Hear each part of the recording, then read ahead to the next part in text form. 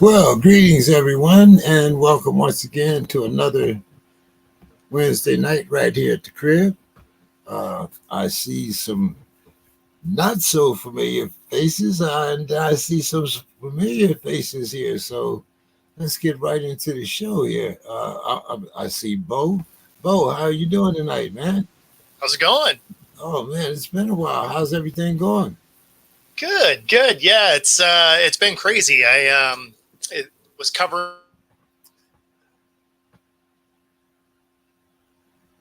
Uh-oh, Bo froze on us.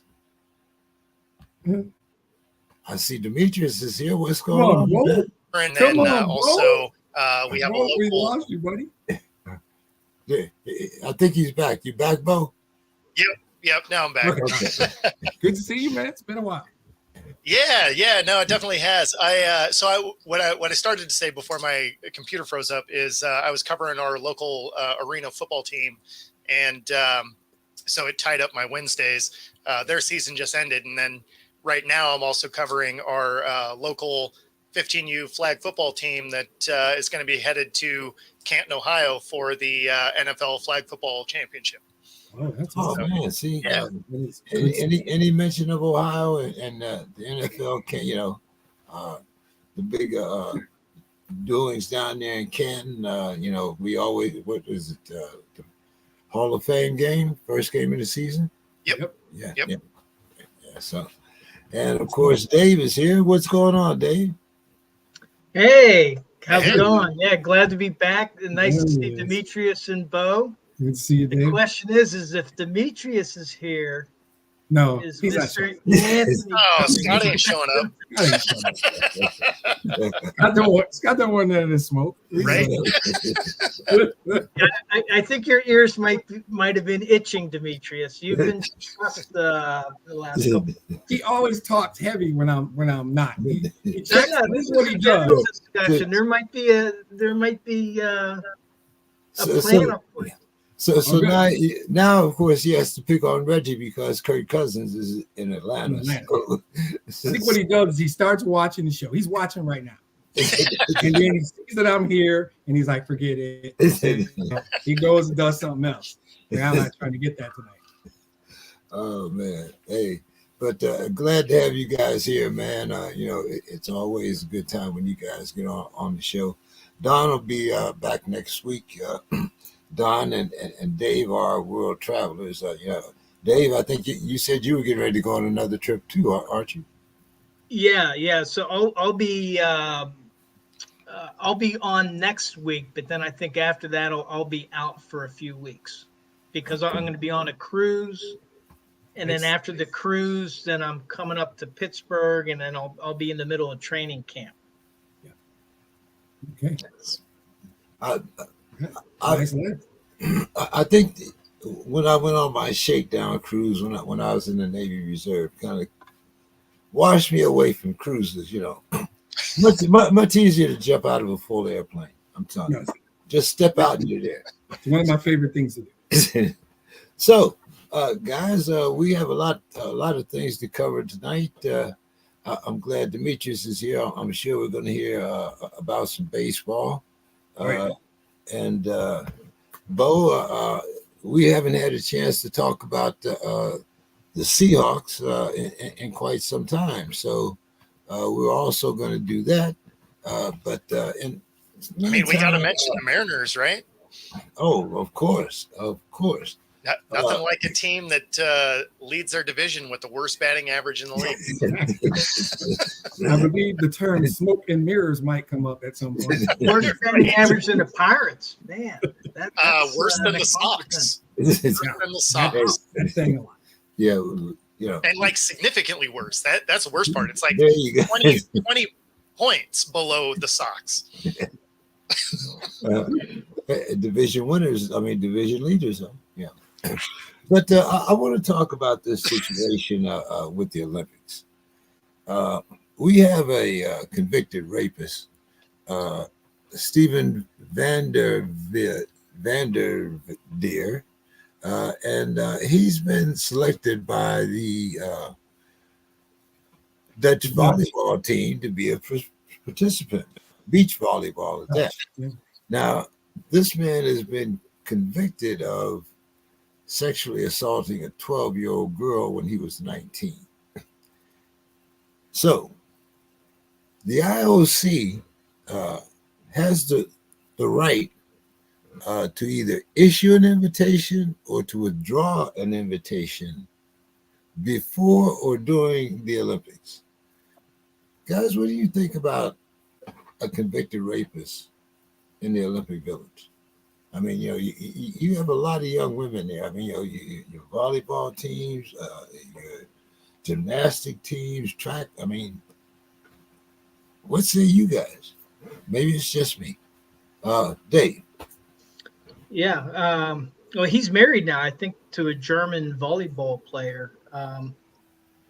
I think it's important to understand all the circumstances. Now, the girl was very young. Yeah, she was 12. She was 12. Yeah, and he was 19. Yeah, and he's married now to a How German. old is he now? He's 29. This happened back in 2014, I want to say. Yeah. And but I think it's important to understand all the circumstances because she was very young. And then my only question was it a consensual relationship or not? Because I know here in Maryland, we have kids up to the age of 19 going to high school, and then they have very young, freshmen. They're usually at least 14, but some of these kids mature very early. I don't know the circumstances here, but I think it's important to understand the circumstances. But that said, Which country was this in? Yeah, he was in England, and it was in England. It happened in England. Yeah, it happened in England. It happened in England. He went to jail in Netherlands. I'm just making sure it wasn't one of the countries that has like arranged marriages when they're 10, Yeah. So, right. Well, that's the thing is it happened in England, and he went to jail in the Netherlands. He served 4 years, I believe it was. And, then he came, he got out and, supposedly, he has been a model citizen, ever since. But, and that's why I'm asking you guys' opinion. What do you think? Well, and that's what I'm trying to say is number one, I think it's important to understand all the circumstances because depending on the countries, their laws are different. But that said, I would have no problem if the IOC said, no, we don't want him at the Olympics. And I think part of the issue is that I think, at least in the United States, I mean, we've really been relaxing enforcement of crime. I mean, to the point of over in California in Sacramento, the Sacramento City Attorney's Office threatened a Target store with a nuisance fine because they were reporting being robbed. Because you're having all these people coming in and stealing stuff. And they're the victim, and yet the Sacramento City Council said, well, you've called the police so often, you should know better. You're operating a business in a dangerous area, and we're going to fine you if you don't stop calling us for a crime. And so it's like, I don't understand that at all. And so in this situation, I would have no problem with the IOC said, hey, this guy, he committed a crime. Yeah, he served his time, but in the Olympics, we have a higher ideal. And plus, as you said, James, there's a lot of women athletes there. What kind of signal is that sending to them? So that's my thought on it. Yeah, and I'm kind of with you there. Is great. He served his time, all of that. As you should, but this is the Olympics. It's supposed to be something held to a higher standard. Again, I didn't know the backstory. That's why I was trying to clarify. But at the end of the day, that's one of those crimes I feel like should kind of ruin your life because you ruined someone else's. So, yeah, I would be just fine with the Olympic Committee not allowing him to be there. Last word, Demetrius. So I want to be that dude. I'm gonna put on my socks. Like, so here's the thing. To me, I don't think there's a world, a country, a world, a place where a 12-year-old child can consent to having sex with someone. So yeah, if you're 19, I don't care what country you're in. If you're 19 and your mind can rationalize driving to the house of a 12-year-old you met on Facebook, getting her drunk and raping her multiple times, then taking her to a lake. You knew her mom wasn't there. I did a little research. Sorry, guys. Oh, no, like this is actually information. Yeah, I feel like you should have let off. Right, yeah, he drove to her house knowing her mother was gone after he met her on Facebook, gave her alcohol, raped her a couple times, then drove her to a lake and did it again. And then the girl tried to commit suicide afterwards. That's how badly it damaged her. Now, I don't know if you factor it. I know I would, but the key thing is he didn't serve his time. The British government sentenced him to 4 years, right? He gets extradited, and the Dutch decide they're going to change the crime to something called fornication, as if a 12-year-old can say, yes, let's fornicate, instead of rape. They don't use the word rape. Well, he only served a year of a 4-year sentence. He got sentenced to 4 years in England. They extradited him, and the Dutch went all Dutch and decided to let him out. And not only that, sure, you can come and play volleyball for the national team. So for me, it is a deal where simply, I know I'm harsh. I know who I am. A 19-year-old who can rationalize raping a 12-year-old multiple times is just a certain kind of dude. And I guess you could show me some evidence that he went to therapy or he's done something in the last 10 years, charity work. I don't know what it would take. For me, there's probably nothing. I'm probably a little bit difficult on this because we all probably know a woman who was assaulted when she was a child because the numbers are staggering. The numbers are staggering. So to me, that grown man that somehow, and he made some comments after sentencing that suggest he didn't get it. He didn't get it, right? All that being said, I don't think it should be on the IOC, right? I think the Dutch government should just say, hey, Dutch government, who are you? Hey, the Netherlands, who are you? Is this who you are, right? That's the question I would ask. And if they say, yeah, we're a country of forgiveness and we think 12-year-olds can consent to sex, okay, that's who you are. You will be judged accordingly. The protests and the parents who pull their young daughters out, because all those things could and almost certainly will happen. Sure. In terms of like the guy, I don't really care. If somebody approaches me about his right to play for his country, I will punch him in the face and do my I care about that. You raped the 12-year-old girl multiple times to the point that she tried to kill herself. You don't get to walk away from that. Not 10 years. In my mind, not the rest of your life. That's just something about who you are. That's why I said it should ruin your life because you ruined someone else's. Exactly. And okay, you probably are married and working and you're living your life. Yeah. She's probably not, right? And that was a choice you made because you were the adult in the room or in the house and in the car or wherever you did this to her. And something inside you didn't say, this is a 12-year-old. This is somebody's baby. This is a child. I know when I was 19 and I saw a 12-year-old, what I saw a kid. I saw my little cousin or my little whoever. I never saw, no.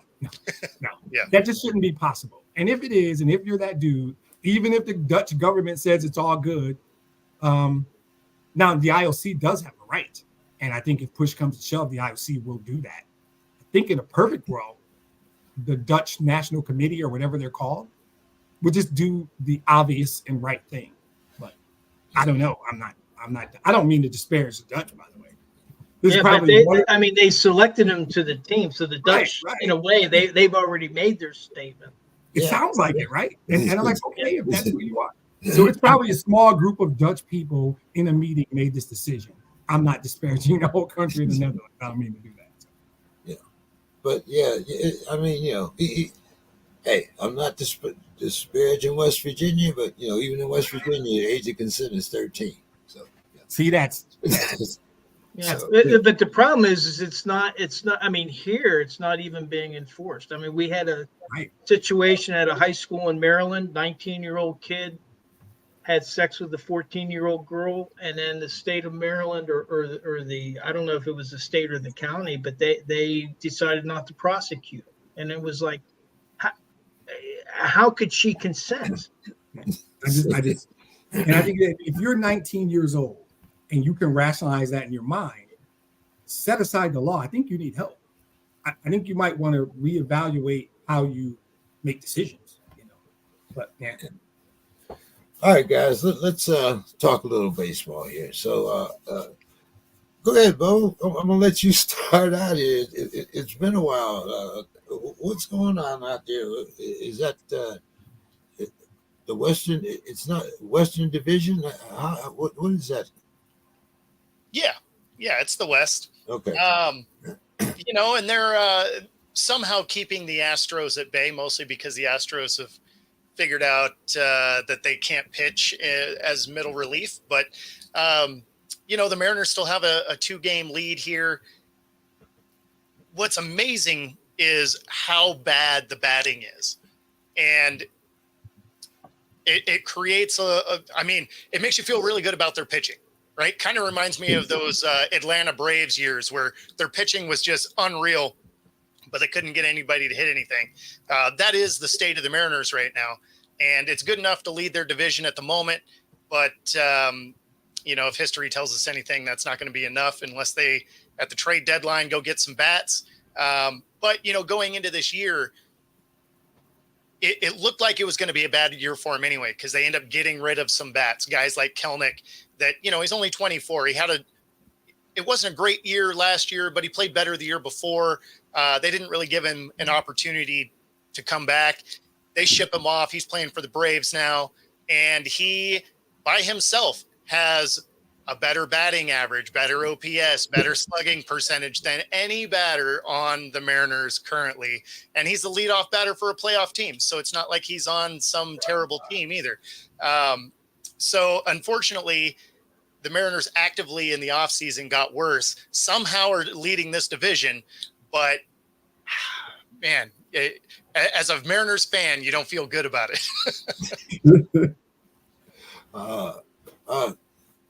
Dave, what's going on with the Pirates there, man? Well, I'm going to mention it in my final thoughts, but Paul Skenes has been sounds like he's going to be the first round draft pick to start a All-Star game. There's been other first round draft picks that have been in the All-Star game, and I think even starting. But still, he's 5-0.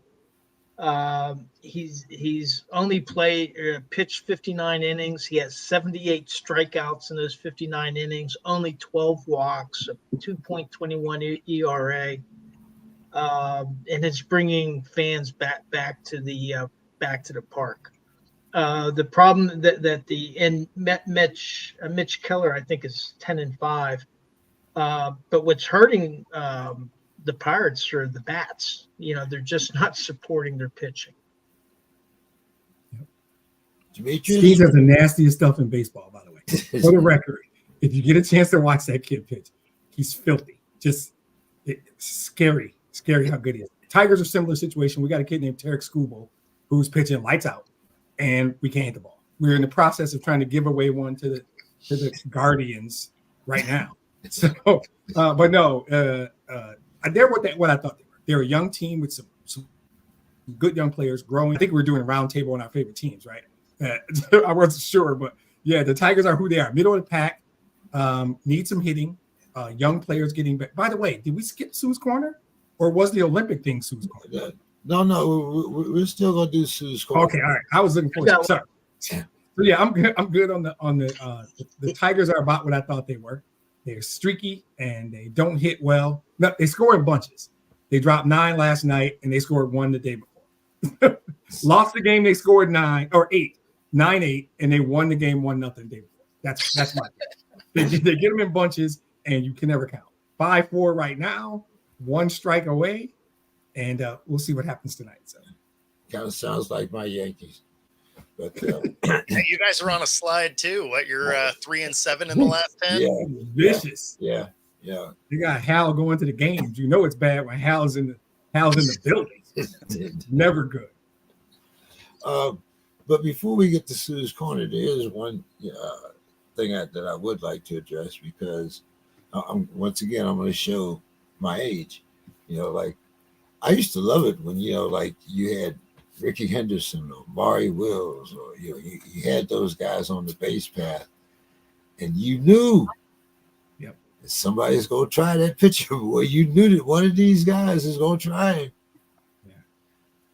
Haven't been so much about base stealing and fielding and things like that. It's more about the flash and dash. But we have a guy in the Reds uniform, Mr. Cruz, who's stolen, what did I say, 45 bases already before the All-Star break. First Red to ever do that. Gentlemen, do you think base stealing is a lost art? Dave, what do you think? Yeah, I think it might be coming back. And I remember Bump Wills when he stole over 100 bases that year. That was like huge. But last year there were 3,500 stolen bases in the league, which was the most since 1987. Now, just a couple seasons ago, they had less than 1,000, which you had to go back to the 50s or even further to find as few stolen bases as then. But I think baseball I think can be a cyclic sport. You had the dead ball era way back in the days, and what I'm hoping is that if it's winning games, if it's helping teams win games, that it's back. I think it's a very exciting part of the game. So I hope that the trend continues. Well, Demetrius, I think you can take off your black socks now. What do you think? No. Actually, I put on a pair because this is okay, that. Okay, all right. Yeah, no, this is that same bullshit, right? They changed the rules. No, they changed the rules. This is a result of rule changes. They've quoted a seriously impactful stat: 35 since 1987. Since there's been 3,500 stolen bases, they had now over 3,000 in a decade or more. And more importantly, or equally as importantly, the success rate is up. The success rate is like 80%. That's a record. That's an all-time record by far. The old record was like 75. So they did stuff like limiting the number of times a guy can throw over. They literally made the bases larger. Yeah, exactly. Right? They did this on purpose. Yeah, they did. This was all that bullshit, like the pitch clock and the no shift and all this stuff that makes me want to throw up. This is a result. This is just another thing that you can add to that. They did this because it didn't just all of a sudden happen. Now, teams are realizing they can do more. It's without sounding like really old man, this is now than it ever has been in the history of the game. Right? It just is. They made it so that it was easier. And so guys are stealing. When you got a guy like Ellie De La Cruz, he's like, yeah, I'm on. It's a double. He gets on, it's a double automatically. So now there's a case that can be made that a different tool is back in the game. So I agree with David that it's more exciting. Not for me. I don't really give a crap. Right? I will watch a 4-hour baseball game with no stolen bases and still I just did. Because I love the game. Right. And so when the Tigers win an ugly 5-4 game with base running errors and wild pitches, I don't care. It's still baseball to me. Right. But they did this on purpose. So I'm not surprised. I'm surprised at the success rate being as high as it is. Because I think it's over 80%, which is like blowing away the record. And so, but it was definitely a concerted thing that baseball did on purpose for people who don't actually like baseball. All those rule changes they made to try and get people who don't like baseball to like baseball. It's pissed me off. Yeah. Well, I mean, so it's a byproduct of those rule changes. And that's exactly where I was going to go with it. That being said, it's nice to see it return to the game because it is something that by and large had kind of faded away. So these rule changes created something to come back. But yeah, I mean, the bases being bigger and being able to check a runner so many times. And of course the pitch clock. And I mean, you're tweaking the game all over the place. I don't mind the not being able to check a runner 15 times like that. I don't hate that change, but the bigger bases is stupid. Yeah, it is. Like Yeah, all of a sudden, it's like those little kid Fisher Price bases they put out there. Like, I don't really know what we're doing here, but not being able to check a guy, 10 times. Not that it happened a ton, but when you watched it happen, you're like, come on, man, like let's keep playing. So yeah, I mean, that being said, I do like that they're coming back. So, I guess I'm hedging my thing. Right. I like how you dance that line. I hate the rule changes, but I like that this is coming back. Did you see that smoke started to come out like this just a little bit? Where you said you don't hate the rule change? No. I get it. It's just not for me. I get it. What happened with the shifting? I do hate the rule changes. I just like that that's coming back. Yeah. What happened with the shifting, Demetrius? Well, they outlaw shifting. You got to have two guys on either side of second base. That's crazy. Which is the one I hate. Well, no, pitch clock. Well, no, sorry. The runner on second base in extra innings. That's pitch clock is second most hated. Third is if they shift on me when I would just single the left all day long. There's 3 guys over there. If you're a professional baseball player, you should be able to place the ball much wherever you want. My coach used to throw a ball in the air and he hit it to anybody. I don't know. Now you got to have 2 guys on either side of second base, which I think is a strategy thing that sucks. Even if you're pulling it to the non-shift side, it doesn't have to be a good hit because no one's there. There's nobody there. There's nobody. It's just I saw that. And I thought, wow. What if the guys are left-handed? No, they can shift to either side. Yeah, they just take analytics, and the analytics say this guy is a pull hitter. And if the analytics tell you this guy 92% of the time hits the ball to the pull field, you just shift and dare him to hit it the opposite way. Yep. And if he is playing in the majors, he should be able to hit it the opposite way. And guys just couldn't. Guys would continually hit into the shift until somebody complained and said, that's not fair. When you think of all the contact that Kyle Seager used to make, if the shift was outlawed then, his batting average would be wildly different. Exactly. Yep. There's a lot of guys like that. Yep. But I think about like Miguel Cabrera. Oh, if they would have been shifted, they wouldn't dare shift on Miguel Cabrera. It would be a joke, right? He would laugh and walk to first base. But the shift is top 5 most hated changes they made to my game. But that runner on second base is I really want to punch him. That is a clear number 1. It skews the statistics completely. I know it is. It's going to make the record books almost, but not quite that bad, but kind of.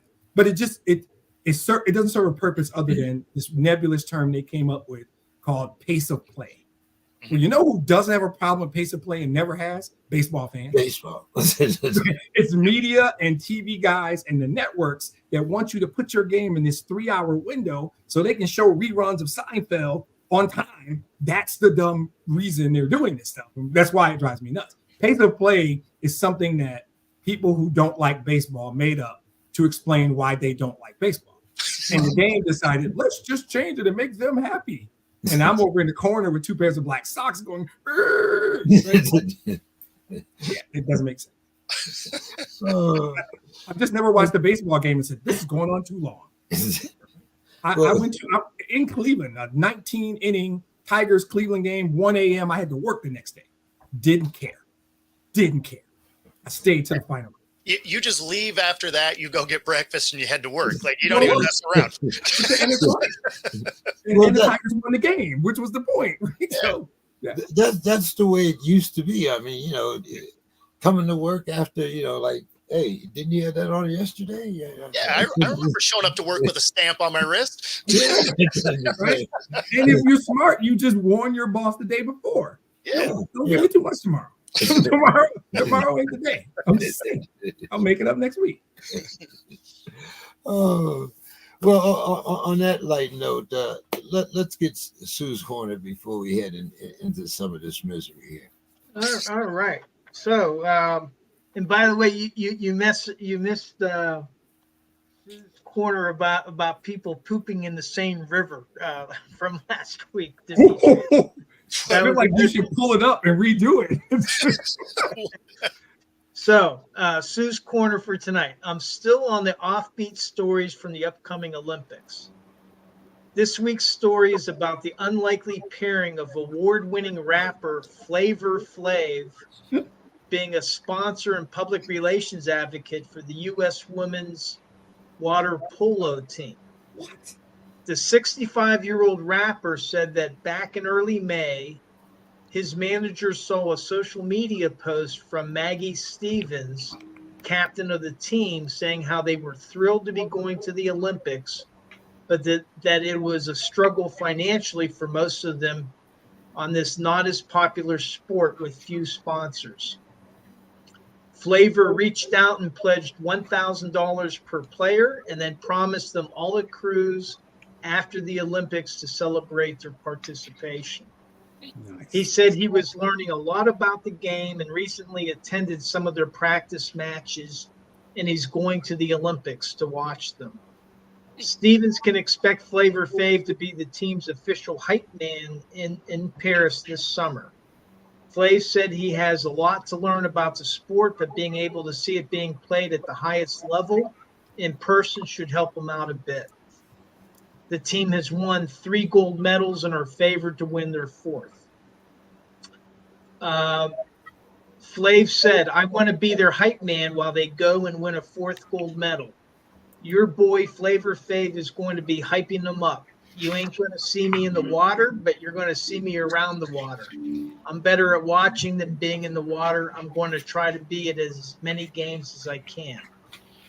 Nice. On a side note, if you didn't catch it, watch the goal yesterday during the Spain victory over France in the Euro Cup by 16-year-old Lamine Yamal.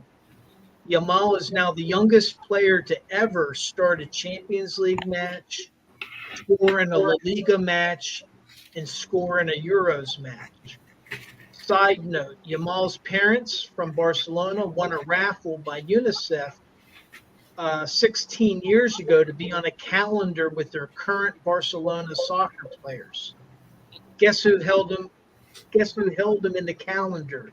Yep, it was Messi. Just imagine in the next World Cup, if Messi is still playing, that they end up across the field from each other. That would be kind of cool. So that's Sue's Corner. That's good stuff. Yeah, we did talk about the Seine last show, and as far as I know, they still haven't cleaned it up. So and they will not clean it up. So they haven't done it since I was there in 1987. They will not. Yeah. I mean, if they haven't swimming was banned in 1923. And in Sue's Corner last week, she said that the mayor was going to swim in the river to prove that it was okay, but they've had to postpone it because E. coli levels are still too high, and protesters are putting poop into the river to kind of ruin it up. They're trying to clean it up in time for the Olympics. So, Nice. only in France. Well, I see Mr. Scott is here, and Mr. Carroll. How are you gentlemen Go Carroll. Hey. Go Carroll. So, it's exciting to be. You want to talk about your twins real quick? Well, I want to make a statement first before I do anything. In my statement, I'm glad the great Bo showed up and his tag team partner Demetrius. And I'm really glad. And I'm going to tell you, I'm really glad that Bill Carroll showed up. You know why? Because that made it 5, which my neighbor, the great George Foreman, took on 5 men at the same time. So Bill Carroll makes it 5. So yeah, I'm here, and I did enjoy the baseball talk. I mean, that was really, the rules, the changes. I think about that. Is it getting old? But what really kind of drove it home to me is I saw something where the Oakland A's, which are getting ready to leave for Vegas, they have no fans whatsoever. They had a thing with the 1974 World Series team. I mean, Dick Green, Campy Campaneris, Joe Rudy. I mean, it was just an awesome thing to remember baseball, as to me, baseball should be. But what really got me is when my surprise man showed up. Herb Washington. Nice. No bats. Never went to stole 100 bases in the major Yes. leagues. A strategy game. A strategy game. You know, my brother was the last baseball coach at a high school, Central here, which is a lot of good people. I mean, Mike Berry played on the Rose Bowl, Prince, Gary Hines, Sounds of Blackness, but he had a team that was terrible. And he had a pitcher that could pitch, and he taught a guy how to catch the ball. But he had two guys from the track team, and he called them the Funk Attack. And so they would just get in and steal bases and tag up. So that discussion, you know, just kind of brought me back to the old baseball days. But again, I'm glad Bill came because now there's 5, and maybe I can match my former neighbor George Foreman taking care of 5 men in one day. Ready for the bill. Well, I feel like that started off with the softball, though, because we all agreed that the rules suck. Right. Bill, I'm going to give you the last word on that. I was asking, did we think that the art of base stealing was a lost art? But we have one man that has 45 bases already before the All-Star break. I was going to say they recently rediscovered it, right? It was at one point a lost art. I think there was a season where nobody had 40 stolen bases not too long ago. I have to go back and check, but I think there was a year where like the top base stealer in all of baseball had like 37 or something crazy, some unconscionably low number. And I began to think that maybe the stolen, and of course, as I'm sure, as already been said by Mr. Scott, part of that was driven by analytics. However, 2 things have happened. One is with the sort of bifurcation of how teams are attempting to score, some teams just get as many football players or guys who look like football players as possible, right?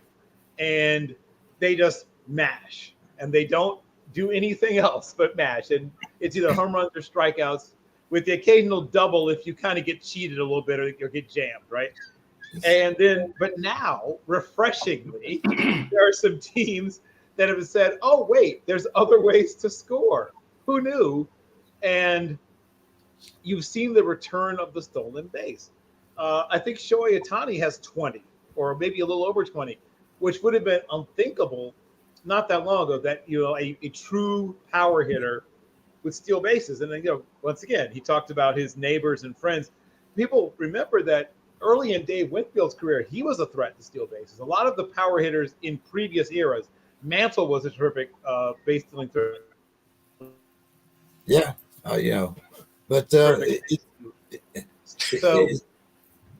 go ahead, Bill. So there was a time when the best players in baseball were good base stealers, right?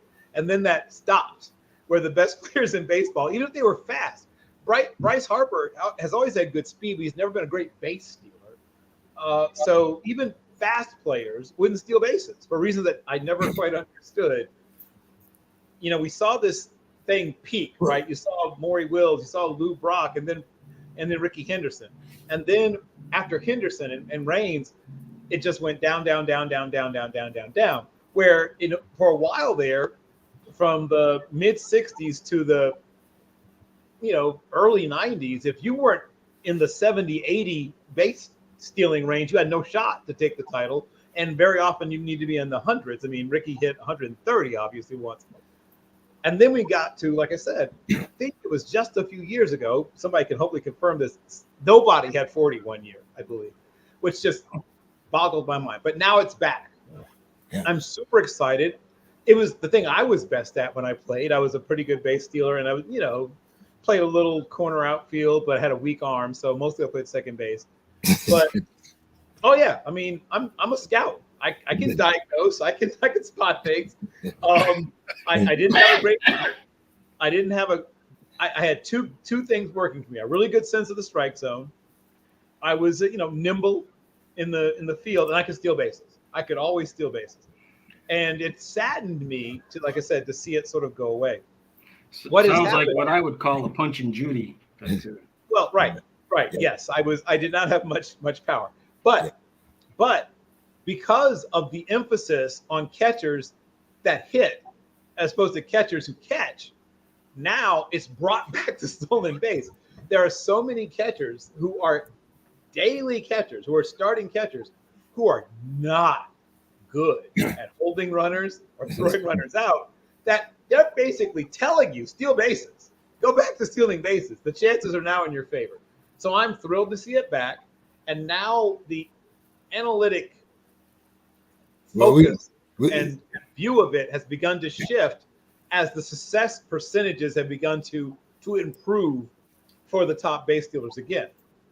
Well, we're going to, Mr. Scott is looking for his 5-0, so we're going to let Mr. Scott start our next discussion here.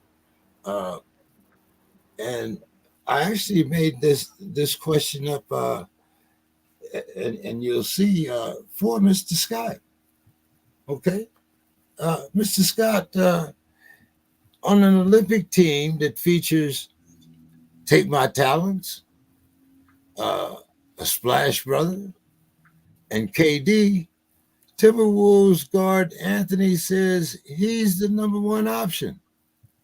Do you agree with that, Mr. Scott, or is the young man just being a little brash?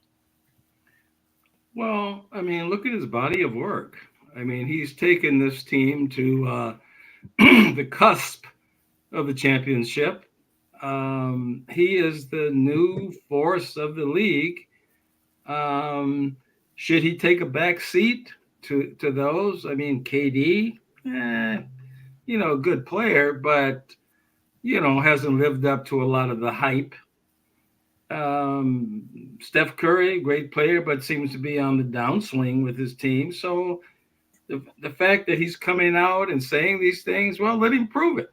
That's my point. That's my thing. Let him see that he has the punch to do it. But yeah, I think he's. But there again, I don't know who's coaching. They may not let him play that much. I mean, he is one of the younger guys. So I don't know. It'll be a fun excursion. We always have Take My Talents. Demetrius' favorite player. Take My Talents, and that always causes some consternation. So. I always love that you just catch strays out of nowhere. Accurate strays. I like the accurate strays. When he shoots at my team, it's cool. The nonsense strays are funny. Oh, but I'm a fan of Mr. Edwards. I think he's going to become the face of the league. And hopefully he stays in Minnesota. We've had a problem keeping people here, so we'll see how that works out. Yeah. If I can jump in, at the risk of almost agreeing with him, so here's the problem. He's good, right? I am someone who likes confident people. Confidence that borders on arrogance is kind of fun to watch, especially when they can back it up. And this dude is good. I mean, good ain't even the right word. And here's the thing. Every dude there feels the same way about themselves. They all think they're the number one option, and some of them can make a case. He's got a good case.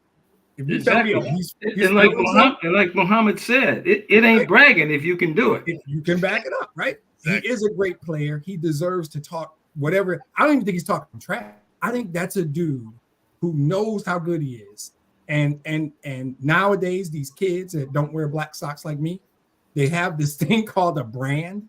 This is on brand for Anthony Edwards, but he's got the statistics and the body of work as Mr. Scott to back it up. So I have no problem with it. He should say that. They all should say that. He should feel that. And and it's more amazing to me to watch him as he played 1 year in college. Yeah. He's 19 years old, and he's the number one draft pick. Yeah. I mean, what is your coaching, your scouting? I mean, that's almost. To me, it's unbelievable. His talent was undeniable, though. We saw the talent, right? Oh, yeah. It took him a couple years to really get comfortable in the game. Now he's there. He has arrived. He brought a potato salad, and he's at the family reunion. He's here. So get him a seat and get him some barbecue because he's not going anywhere. So you might as well get him a plate. Let's hope But so. based on the rest of the team, he's still not old enough to drink. So he's going to be Right. sitting, He's got to fight their beer, but get him a plate. right. He's there. He's going to sneak a beer at some point. Oh, yeah. Somebody, his teammates gonna bring him a beer. You don't have to. Come on now. Carl Like you Towns say, used to bring him I a mean, case of beer. There you go. Yeah. Since we're talking about this team, though, I don't know if you guys saw the clip or not, but it was priceless because KD is that player that gets in his feels about everything. Oh, yeah. And when you saw Steph and LeBron, like, hey, we finally get to play together, whatever, you could see KD in the background, like side-eyeing them, like nobody's business. It was hilarious. And then he ends up missing the next 2 days of practice. So I don't know if that was actually a calf injury, if the butt hurt was just so strong. Right. You never know, man. You never know. Yeah. While you're there, Bo, do you think that Steph is going to retire as a Warrior? I mean, everything points to that. Voluntarily, when they, Yeah. No, I mean, it looks like it, as good as Steph is and as much as he's meant to that organization, that is one where they will keep him as long as he wants to be there, right? That's what LeBron would have had he had loyalty to any team ever. You know, Right. So it's they'll keep him there because it's not like Clay was the one that made all that happen or anything like Steph is the only one that's untouchable from that range. And unless he wants to do one of those situations where he does come off the bench late in his career just to extend it, then maybe not. But realistically, if he's going to stop as a starter, yeah, he'll retire a Warrior. What do you think, Bill?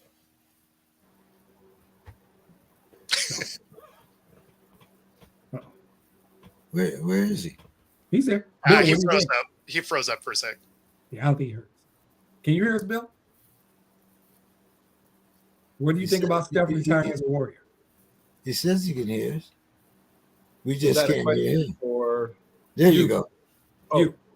for me? You. Oh, Yeah. well, I think he'll do more than just retire as a Warrior. I think that at some point he'll be hollowed out and stuffed, and you'll be able to touch him as you pass into the arena. I mean, what do you mean? I forgot this is the late show. They're never going to let him leave. Like he'll be covered in like I don't know what do they put like some sort of I don't know lucite or something. I mean, he'll be there till the end of time. Retire.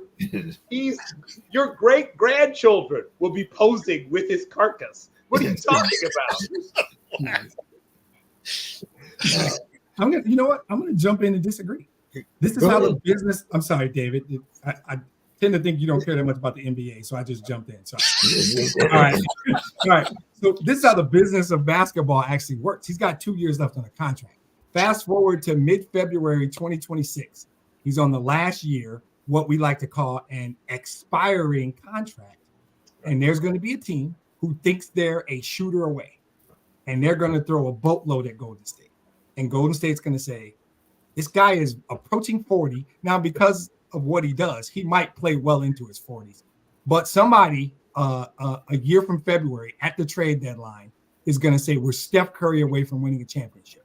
In Golden State, we're going to give you 5 picks in 2029 and 2 more in 2039 or some nonsense thing because draft capital is the new hotness. And I think they'll move him. I think they'll sit down. There'll be a big dramatic special on ESPN and Steph will say, oh, I want a shot at another championship.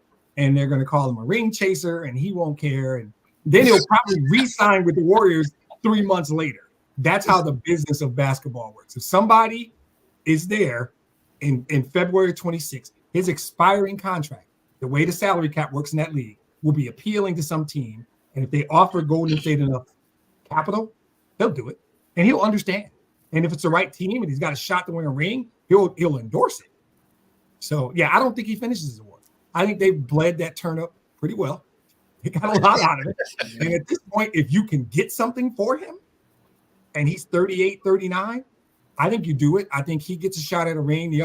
It's one of those deals is going to happen in February of 26. and record this because I'm gonna reference it. Don't worry.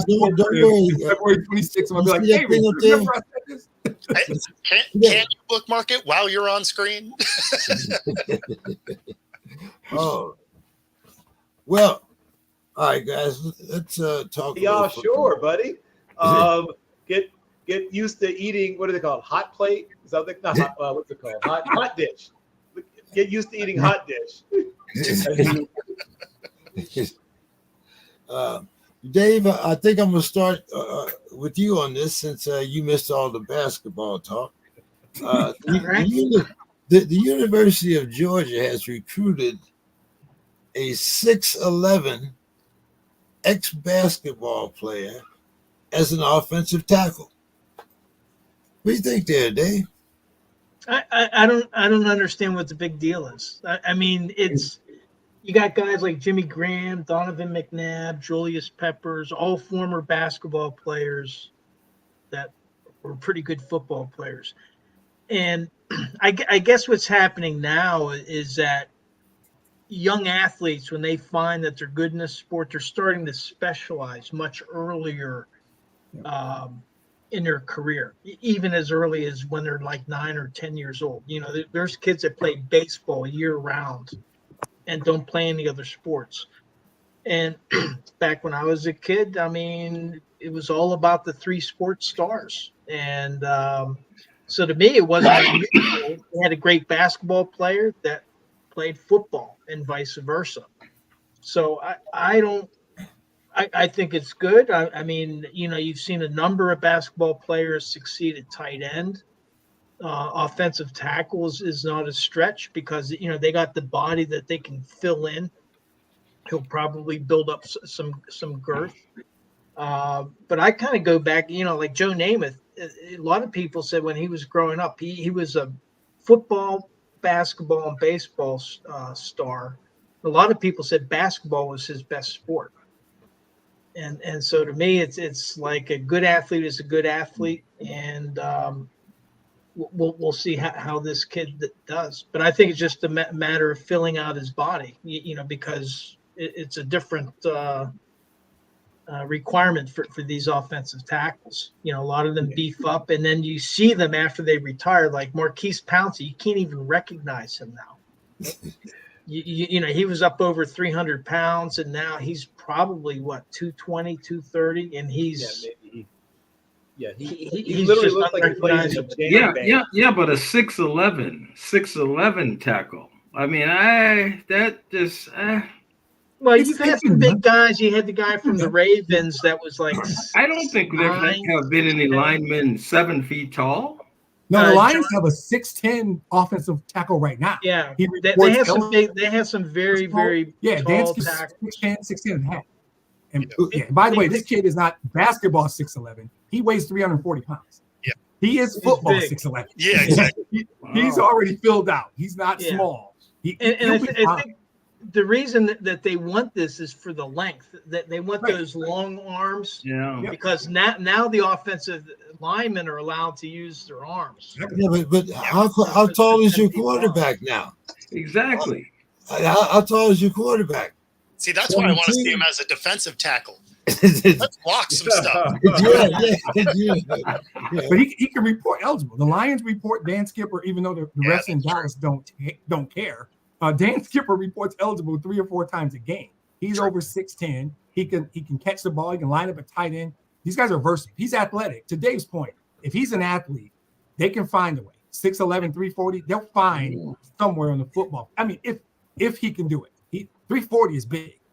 340, he's a big boy. He's a big, He could play tackle. He certainly can play tackle. I think he probably be tight end. If he Split him out to line up against nickel corner. Exactly. 185-pound nickel corner. Nice. Hey, come on, Bill. Leading to the term power slot. Yeah. Stick that first little cornerbacks there, Bill. Yeah. You're just holding a jersey, dragging behind him. Yeah, you're using the tackles that they've made illegal now. No, that's what I mean. You're just holding on to the jersey because you can't go for the ankles. You can't go up high. You can't tackle from the back. You can't do the hip drop, right? Yeah, hip drop. That's Exactly. No, you're just along for the ride, hoping other people show up. Dave, LeVar Arrington II commits to Penn State. Dave, like father, like son, what would you expect from the young man? I know you follow Penn State. That's your school, right? He has some. No, that's where Sue went to school. Okay. Sue went to Cal or to Penn State. I went to California, Pennsylvania. But he has some. His young son has some big shoes to fill. 2-time All-American, Chuck Bednarik winner. LeVar Arrington was an athletic freak. I mean, he was really, really good. And I actually blame Greg Williams for ruining LeVar Arrington because Greg Williams was a defensive coordinator that required players to adapt to his scheme. And rather than taking advantage of LeVar Arrington's athleticism, he just had him playing within his scheme and moving the way he wanted him to move rather than using his instincts, kind of like what Dick LeBeau did with Troy Polamalu. Yeah, but dropping in coverage and nonsense like that, right? Instead of just going after the quarterback. Right. Well, I mean, from Greg Williams' perspective, it's like he didn't want anybody to freelance because his defense depended on everybody moving a certain way. And LeVar Arrington was just a natural great athlete. And if his son is anything like him, then Penn State has a great find. I think that this is kind of a cool story, kind of related, is that Notre Dame had Jerome Bettis' son, Plaxico Burress' son, and until recently, Ike Taylor's son, Ivan Taylor, all committed to go to Notre Dame. Wow. So they had a picture with the three of them with their three fathers. But Ivan Taylor has decided to transfer to Demetrius. You're not going to like it. Michigan. I knew you were going to say it. Bill, he's going to Michigan. So apparently, from what I heard on our Steelers town hall, we have a contributor, Mark Bergen, he's in the Believe Network, and he's partnered with Ike Taylor. So he gets a lot of inside information. And he said basically part of what happened is that once he was recruited, Ivan never really heard from the team again. And I guess Ivan is the kind of kid that he wakes up at 6 o'clock. He's working out. He's really putting everything into it. And when he got a lack of communication from Notre Dame, I guess he opted to transfer. So, but I think getting back to LeVar Arrington, if he's anything like his father, Penn State they got themselves a really, really good football player. We have to be careful with that stuff. This kid's a 3-star, like the 570th rated player in the country. He's not his dad. And it's not fair what might end up happening to him. I wish his name was LeVar Jones because he's probably a good football player, but he's going to have to live up to something he probably can't. His dad was ridiculous, right? And I saw it with Barry Sanders' kid. I've seen it with a lot of. We've all seen it, right? Bronny, right? We don't do these kids any favors when we do that because even though he's like 6'4", 215, similar frame to his dad, say he's a 3-star. He might be a good player, but he's not his dad, and that needs to be okay. I mean, you got to be a solid player to be a 3-star. Oh yeah, absolutely. I agree. I'm not trying to put him. His dad might have been the best player in the country now. No, for sure. Yeah. Absolutely. One of the top players in the nation coming out of high school, and that's the thing. If his name was different, we treat him different.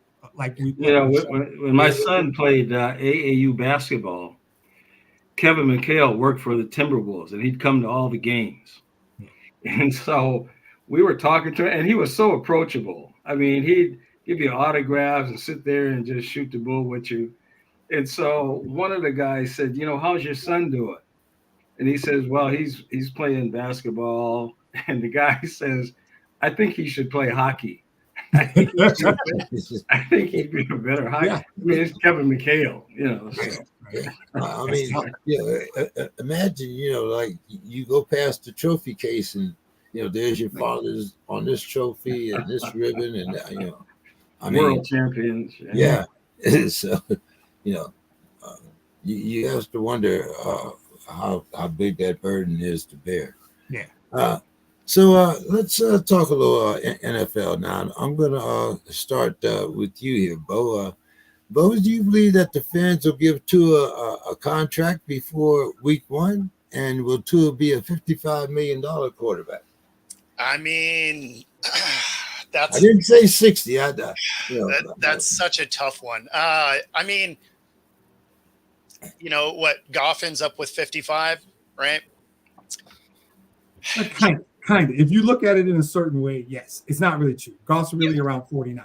You got to look at it. Well, yeah, that just topically, right? Yep, because that's what they go off of anyway. Yeah. The structure of them is always questionable, but they always go off the biggest breakdown possible. And the thing is if you're comparing resumes, he shouldn't be, right? Obviously, the benchmark of average is 40, right? Daniel Jones. Yeah. So it's going to be above that, yeah. right? Could I see him landing at 50? Sure. But being over Goff, I mean, I don't see how you justify that. He's had no postseason success. He's had one decent season. If I was them, I wouldn't be excited about paying all that money for a guy that largely hasn't stayed healthy in the NFL or college. He had one good season last year. I would want you to prove it because everybody's seen what happened again with Daniel Jones. You have one good season and then you fall apart. It's like, oh, cool. I'm on the hook for a lot of money for a guy I can't use. And the thing is if you're going to spend the money, Dak very well may not be a Cowboy next year. So maybe you don't pay Tua and you make a strong run at Dak, who has stayed healthy mostly, has really good numbers. Yeah, I mean, over his last 55 starts, he has almost identical stats to Mahomes. And I'm not a Dak guy. I'm just, purely statistically, it's very similar. So it's hard for me to want to shove money at somebody that hasn't been able to stay healthy. And then on the other side, you have guys that you'll probably get at a real discount if you wanted to make a change in the way of Kirk Cousins, who likely won't be the starter there next year, but you could probably get him for a song similar to what Pittsburgh is doing with Wilson right now. And Wilson and Fields, they're only under contract this year, so they will also be available. So if they wanted some bargaining things on their end, they have them because there's veterans they could use and everybody can throw to 3 race cars. Right. Bill, what's your thoughts here? Well, as was pointed out, there's always some funny money baked in when you talk about these contracts. So while the headline will be 57 million, 55 million, 50, whatever it is, 60 million, the real money, the guaranteed money is the only money that's real, first of all. So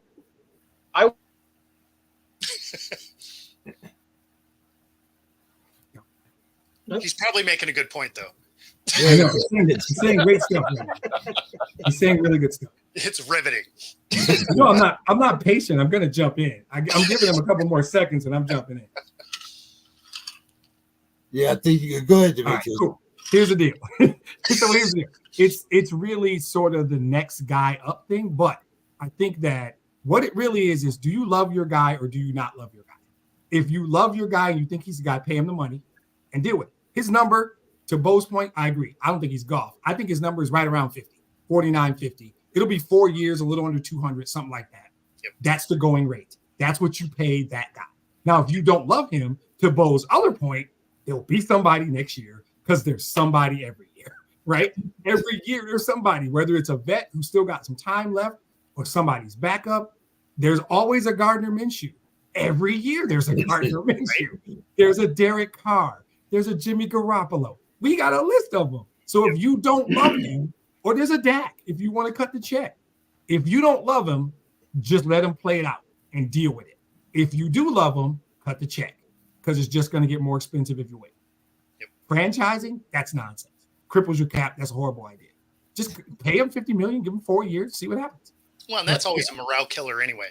Like Right. you franchise a guy, that's a morale killer. Like you might as well. To the other players on the team. Yeah, exactly. So my question is, do they like him? I think part of it, and it's not only does the team like him, but it's what is his relationship with the fan base?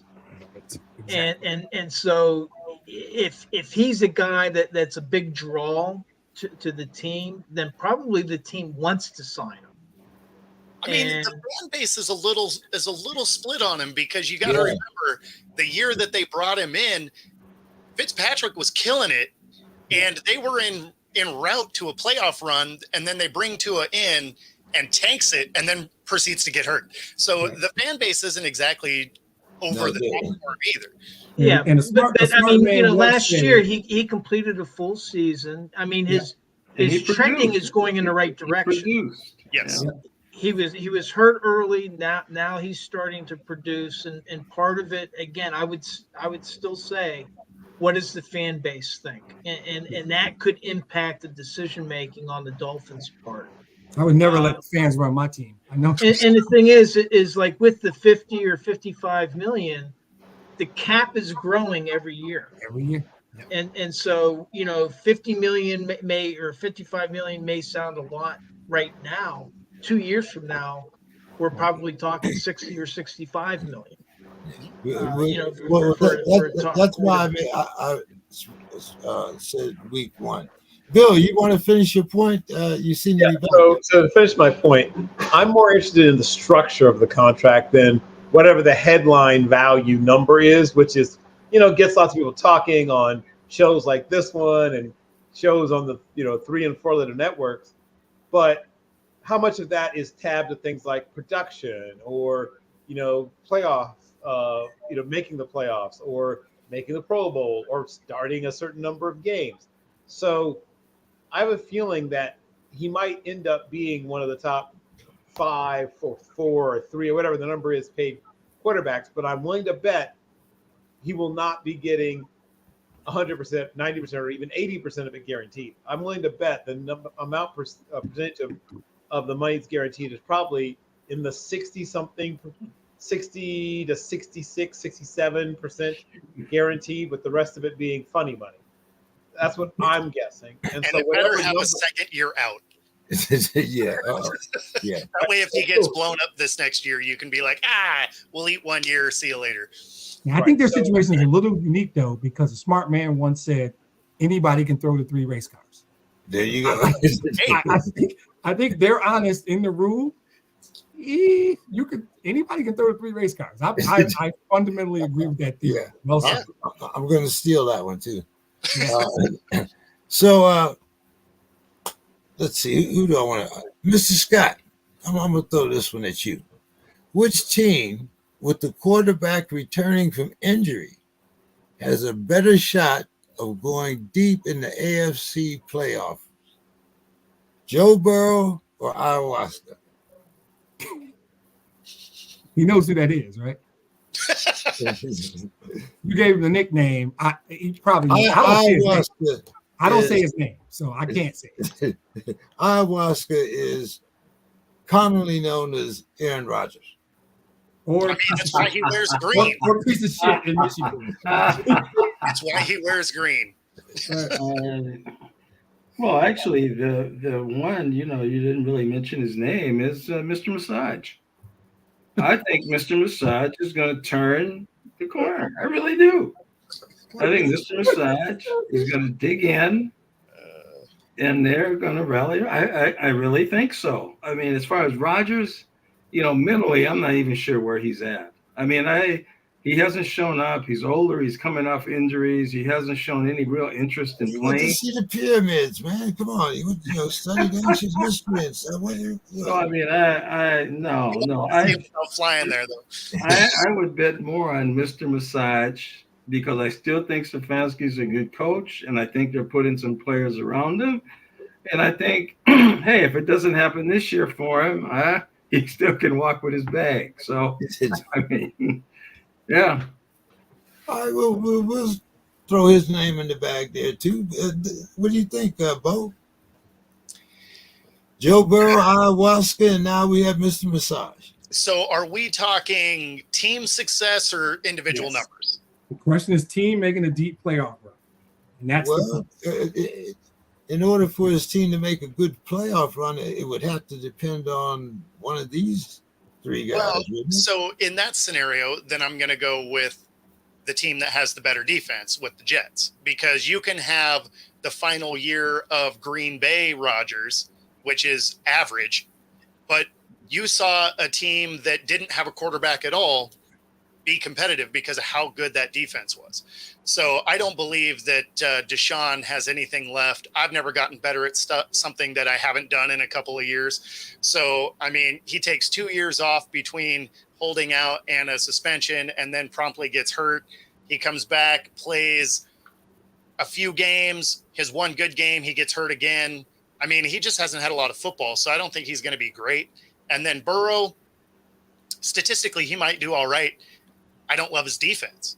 So if you can't stop anybody, it's tough to beat people in the playoffs. So I'm going to go with out of those three teams, the Jets have the best potential. Okay. Dave, what do you think? Yeah, I the thing with Burrow, he had an elbow injury, I think, on his passing arm, and so I don't know how he's going to look coming back from that. With Aaron Rodgers, he had the Achilles, and the thing is it's his age, and can he really move? They've shown pictures of him passing the ball, but what's it going to be like when he's taking a snap and you got all these huge linemen converging on him? I agree with Bo's point about the strength of the team, the roster behind them. I think Cincinnati has a good roster. I'm not sold on the Jets, and so for that reason, I would go with Burrow over Rodgers. As far as Deshaun Watson, he's played 12 games the last 2 seasons. He has to show me something to show that he can lead Cleveland down the path. So I wouldn't have him in the conversation. Demetrius? I think I'm taking it from a different perspective in that I think Burrow and Deshaun play for the third and fourth best teams in their own division. Right? To make a deep playoff run, you got to win your division and have home games. And I don't like Miami, and I certainly think that the Jets probably have. Buffalo, we don't know yet. We got to see how some offseason stuff. Buffalo got hit by the cap. People are told the cap is figment of your. Go ask Buffalo if the cap is not fake. Sorry, they took some hits, and so the Jets might win that division because both said they got a good defense. I think Cleveland and Cincinnati are the third and fourth best team in their own division. So I don't even know if they make the playoffs. I mean, one of them might. I certainly would think everybody healthy. I'm never going to say anything positive about the dude in green, so don't even try it. I like Burrow more as a person, as a quarterback, as a human being, in every possible conceivable way more than that other guy. And I just think that they play in the best division in football. That's the toughest division in football. And the AFC East is not. I don't know if the AFC East is actually that difficult. So I think they might win it on their defense, whatever other quarterback plays when that old asshole gets hurt. Because he's going to get hurt. Y'all know it. Oh, of course. Yeah. Achilles, I'm sorry. I've ruptured my Achilles. You kind of never, ever get back. You can get okay. You don't ever get back to where you were. Ever. Well, you just didn't do enough shrooms and smoking bankroll, right? I should have started taking the point. Apparently. Yeah. Bill, last word. Well, since Mr. Scott has introduced the idea of changing the nature of the question, I think I'll follow the path he's laid. I will say Anthony Deshaun Richardson Sr. Senior sounds fine to say about a 22-year-old, but he does have a son who's named after him. I think that, once again, what was just said about a relatively weak division and a team that might float to the surface of it and get a home playoff game. I think that the Colts are a young team on the ascent, They Wait. have Hold on, Bill. Time out. We're talking about Deshaun Watson, Joe Burrow, and he who shall not be named. I agree with No, you said about Richardson. I let him put Richardson in Oh, there. you did. My Yeah, Yeah, because what happened was we had know two, because he and then took Mr. out. Scott he added a took- those So I Yeah. figured Oh, I I'm would sorry. just I got round you. it out, yeah, make it You a just threw your foursome own guy. in case they play golf. yeah. So I think Joseph Lee Burrow is right now the best player of the bunch. But if we're asking about postseason success, You the got team all I these on think- flashcards in front of you, don't you? You're bored.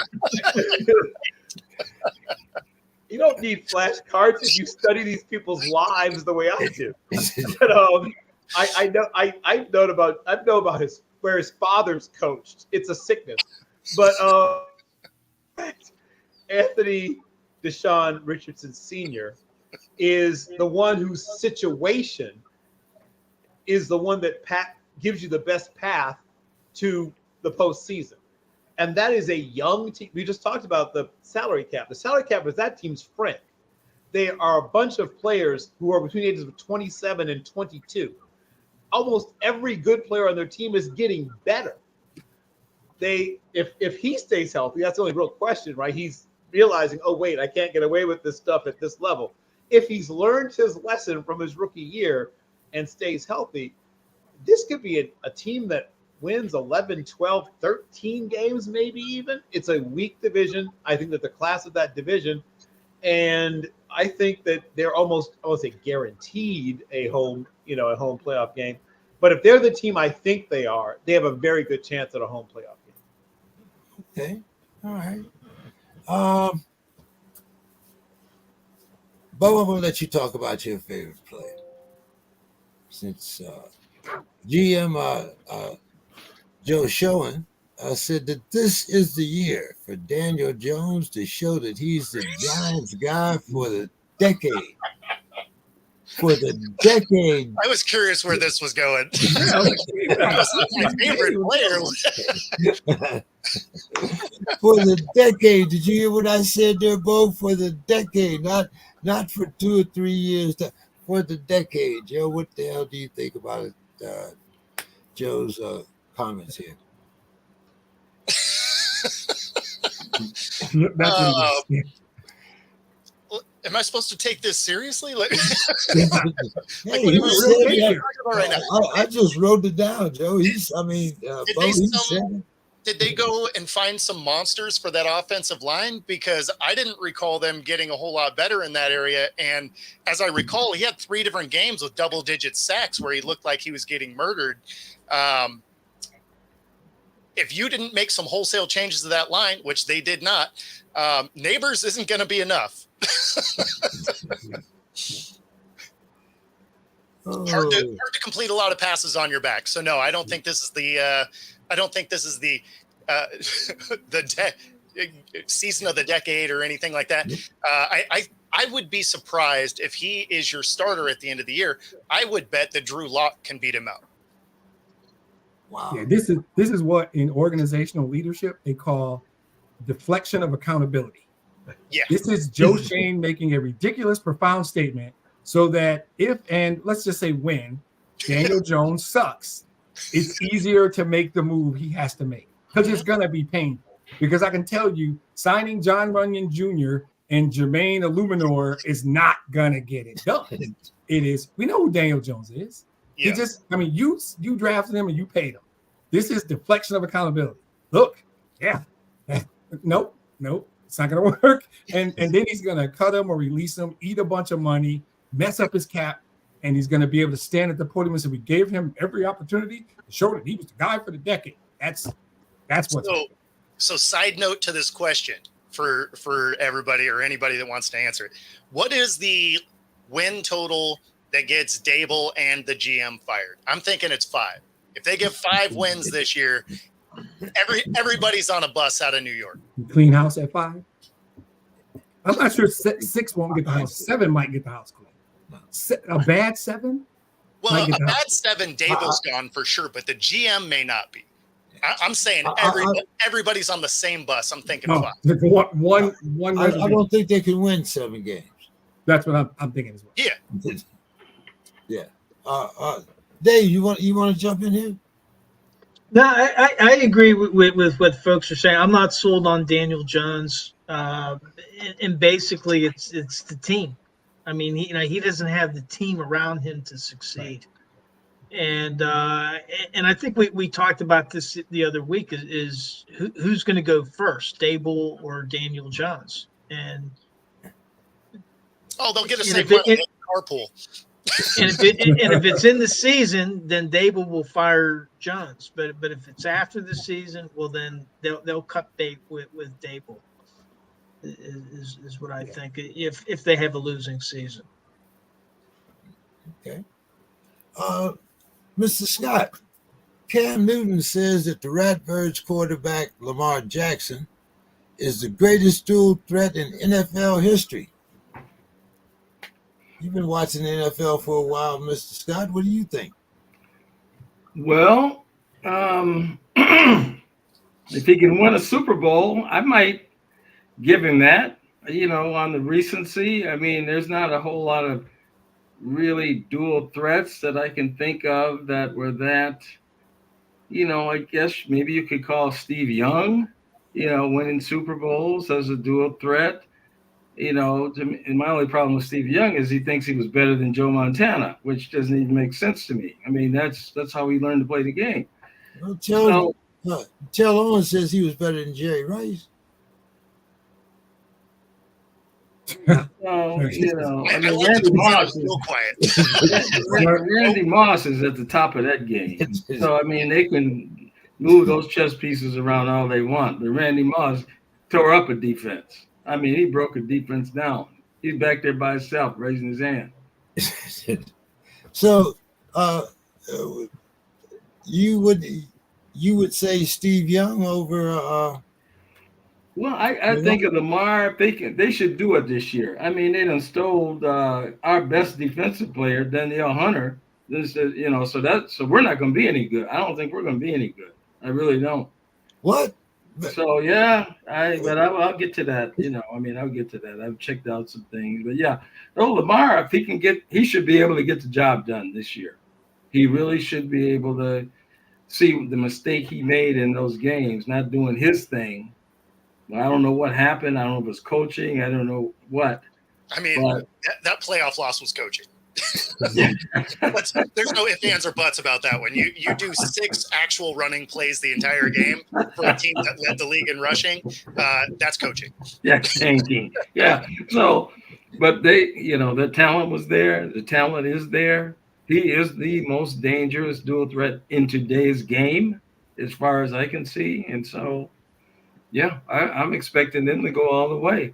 And James King, if you don't like it, well, we can talk about that. Whoa. No, George Foreman. The rat. Yeah, he always threatens me with that. But when I show up there in Minnesota with my boxing gloves, we'll see what happens then. I'll call the police. Bill, what you think here? Greatest dual threat in NFL history? Well, I know that we live in sort of an age where, people have short memories and, the sense of history is sort of skeeted right out of us. But I got to watch Michael Dwayne Vick, Ookie, as he was called back in the day, from the time he was about in 3rd grade on. And while I have enjoyed watching Lamar Demetrius Jackson Jr. develop, he is a different kind of runner, right? I mean, you don't see him running through entire teams quite the same way. That overtime run, sorry, Mr. Scott, but that overtime run, the game where he just basically puts the Packers to bed, those are runs that we had never seen any quarterback make before. They're not even the great running quarterbacks, even the great scrambling quarterbacks don't run like that. There were times when defensive backs would have a good angle on him, and he would just outrun the angle, right? He was different.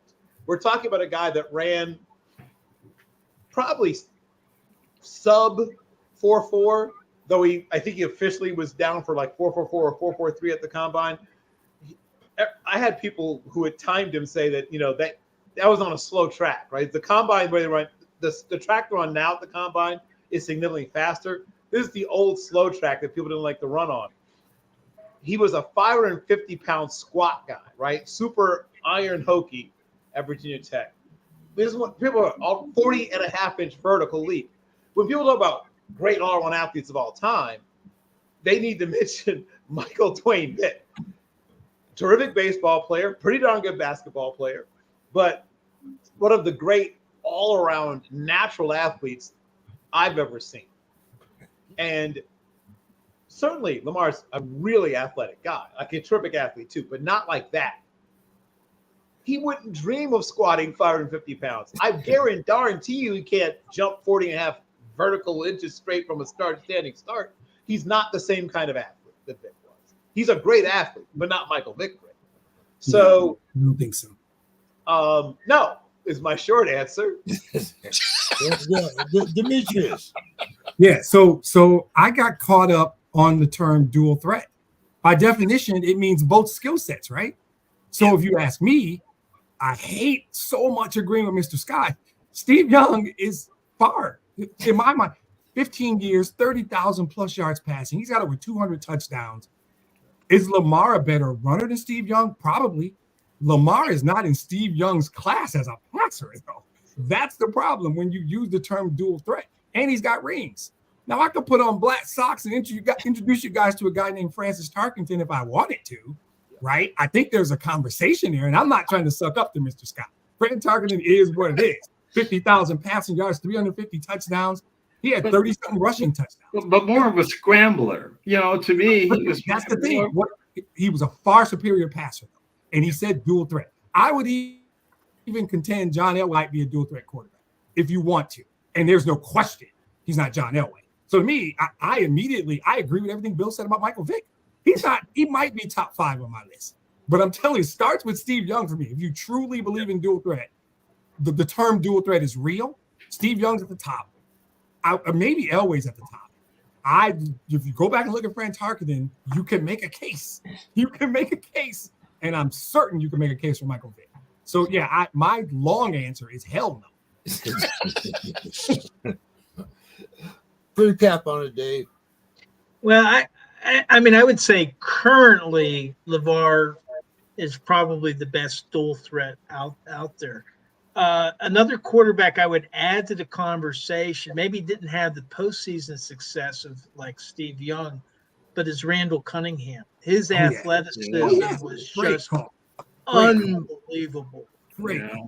And talk about running over and through teams. I mean, he was just incredible when teams were allowed to really tee off on quarterbacks. He was born 20 years too early. Yep, exactly. Now, the one thing, though, what LeVar is not is a triple threat. And so my favorite triple threat is Cordell/Stewart. Oh, here we go. He got a Pittsburgh guy. I had to sneak that one in. That's nice. Well done. Well done. Okay. Dave, who will be this season's Bungles? Meaning a contender that crumbles at the end. Well, I want the Bengals to do an encore. So, an encore performance would be nice. A lot of it's going to depend on Burrow coming back from that elbow injury. But I would tag the Eagles. Last week we were talking about, and what my concern is with the Eagles, a strong team. They've been a contender, but it's their secondary. And I think that they're relying on some guys that are getting up there in age, and then also a couple draft picks. I think their first 2 draft picks were defensive backs. And so they may be susceptible to being taken advantage of in the passing game. So I'm gonna pick the Eagles as a contender that crumbles, and I'd like to have an encore performance by the Bungles. Okay. I'm gonna go with the same division you are, but I'm gonna go with the Cowboys. Yep. Because not only did they take a step back with their cap space issues, having to shed some talent and some depth, but they haven't been able to sign any of their big guys. All of a sudden, you're going to have dissension within the ranks because they're upset about not being taken care of. So I think the first time that team starts to struggle, you're going to see things on the sideline that those of us that aren't Cowboys fans are just going to grab our popcorn and be here for it. Demetrius. Dallas was my first choice, but I think Buffalo. I'm worried about the Bills. They lost a lot in the offseason. And Diggs were hurt, but they lost Poyer. They lost guys on the defensive side of that football that I'm concerned about. I'm concerned about Buffalo. So I will watch out for Buffalo. Dallas is the obvious choice. There's no security in the coaching staff. I don't love their quarterback. They've got 3 dudes up at the same time. And that dissension Bo talked about, when still get paid, Micah can't stop talking. I mean, he's going to get paid, I'm sure. And then you got the quarterback, right? And their owner has never seen a microphone he didn't like. That's just a soap opera waiting to happen. I see that. But I'm going to keep my eye on Buffalo. I don't feel good about Buffalo's offseason. Okay. Bill. Well, this is why I should not follow Demetrius. So now I'm scrambling around for another choice. Let's see.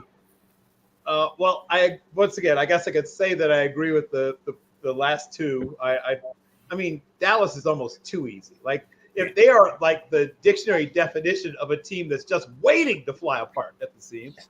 I mean, like, if you just poke that team, that's right. I'm going to double down on what was just about the Bills. The combination of, once again, the cap is real, as was pointed out. The cap gave them a pretty good punch in the gut. They are thinner at several positions than they would like to be. They can't afford to get injuries pretty much anywhere on defense, right? Their offense is going to be fine, but boy, if they get a run of injuries at name a position group on defense, any of them, Exactly. it's going to be tough. And they're playing some good offenses. Somebody mentioned 3 race cars on the show, I'm pretty sure. And gosh, who? I don't know. That was really had a lot of equity built into that one. I think you stand on that. It's going to be right. We'll just be right as a group. Well, let's see if Mr. Scott comes up with somebody different. Everybody's picking Dallas and the Bills. They picked the Bungles. What do you say, Mr. Scott? Boy, there's one team that I want to pick that I think is so overrated, and I think the bubble's going to burst. But I can't do it. I can't do it. You shouldn't do it. I just can't. I want to do it so bad, but I just can't. You do it from a position of strength, though. I can't do it because I think the division is just, the Bears with their quarterback. I mean, come on. The Green Bay, they're starting from, you know that, right? They're starting from the beginning. I mean, the Vikings, Sam Darnold. They did get Jefferson, the best defensive players gone. Yeah, I want to say the bubble's going to burst and it's going to be toppling down, but I just can't. I just can't. Mr. Scott has exercised some restraint. Guys, it is July 10th. I really did miss it is 7:34. It is 7:34. I'm not stepping down. I will not step down. This is recorded, isn't it, James? I feel like I'm on the wrong show at this point. Okay, Mr. Scott, I'm going to let you redeem yourself here and let you feel good about your team. So, Mr. Scott, who is your team's Mount Rushmore, meaning the Vikings? Now, you can't pick Jerry Rice because he never wore a Vikings uniform. It's got to be a guy that wore a Vikings uniform. So, who is your Mount Rushmore of Minnesota Vikings? And you only get 4, not A, B, C. You only get 4.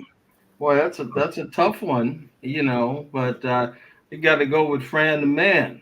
I mean, I got to have him at the head of the game. Boy, Alan Page, another one of my good buddies, Carl Eller. My dad said that Carl Eller and Deacon Jones was the 2 best defensive linemen he ever seen. And 84? Hello? No. You only count the ones that are Vikings. So he's at 3. I said 3. He's about to be one of the best. Okay, sorry. Go ahead. Well, of course, 85 is the best. 84 is the best ever. Yes, that's all I'm saying.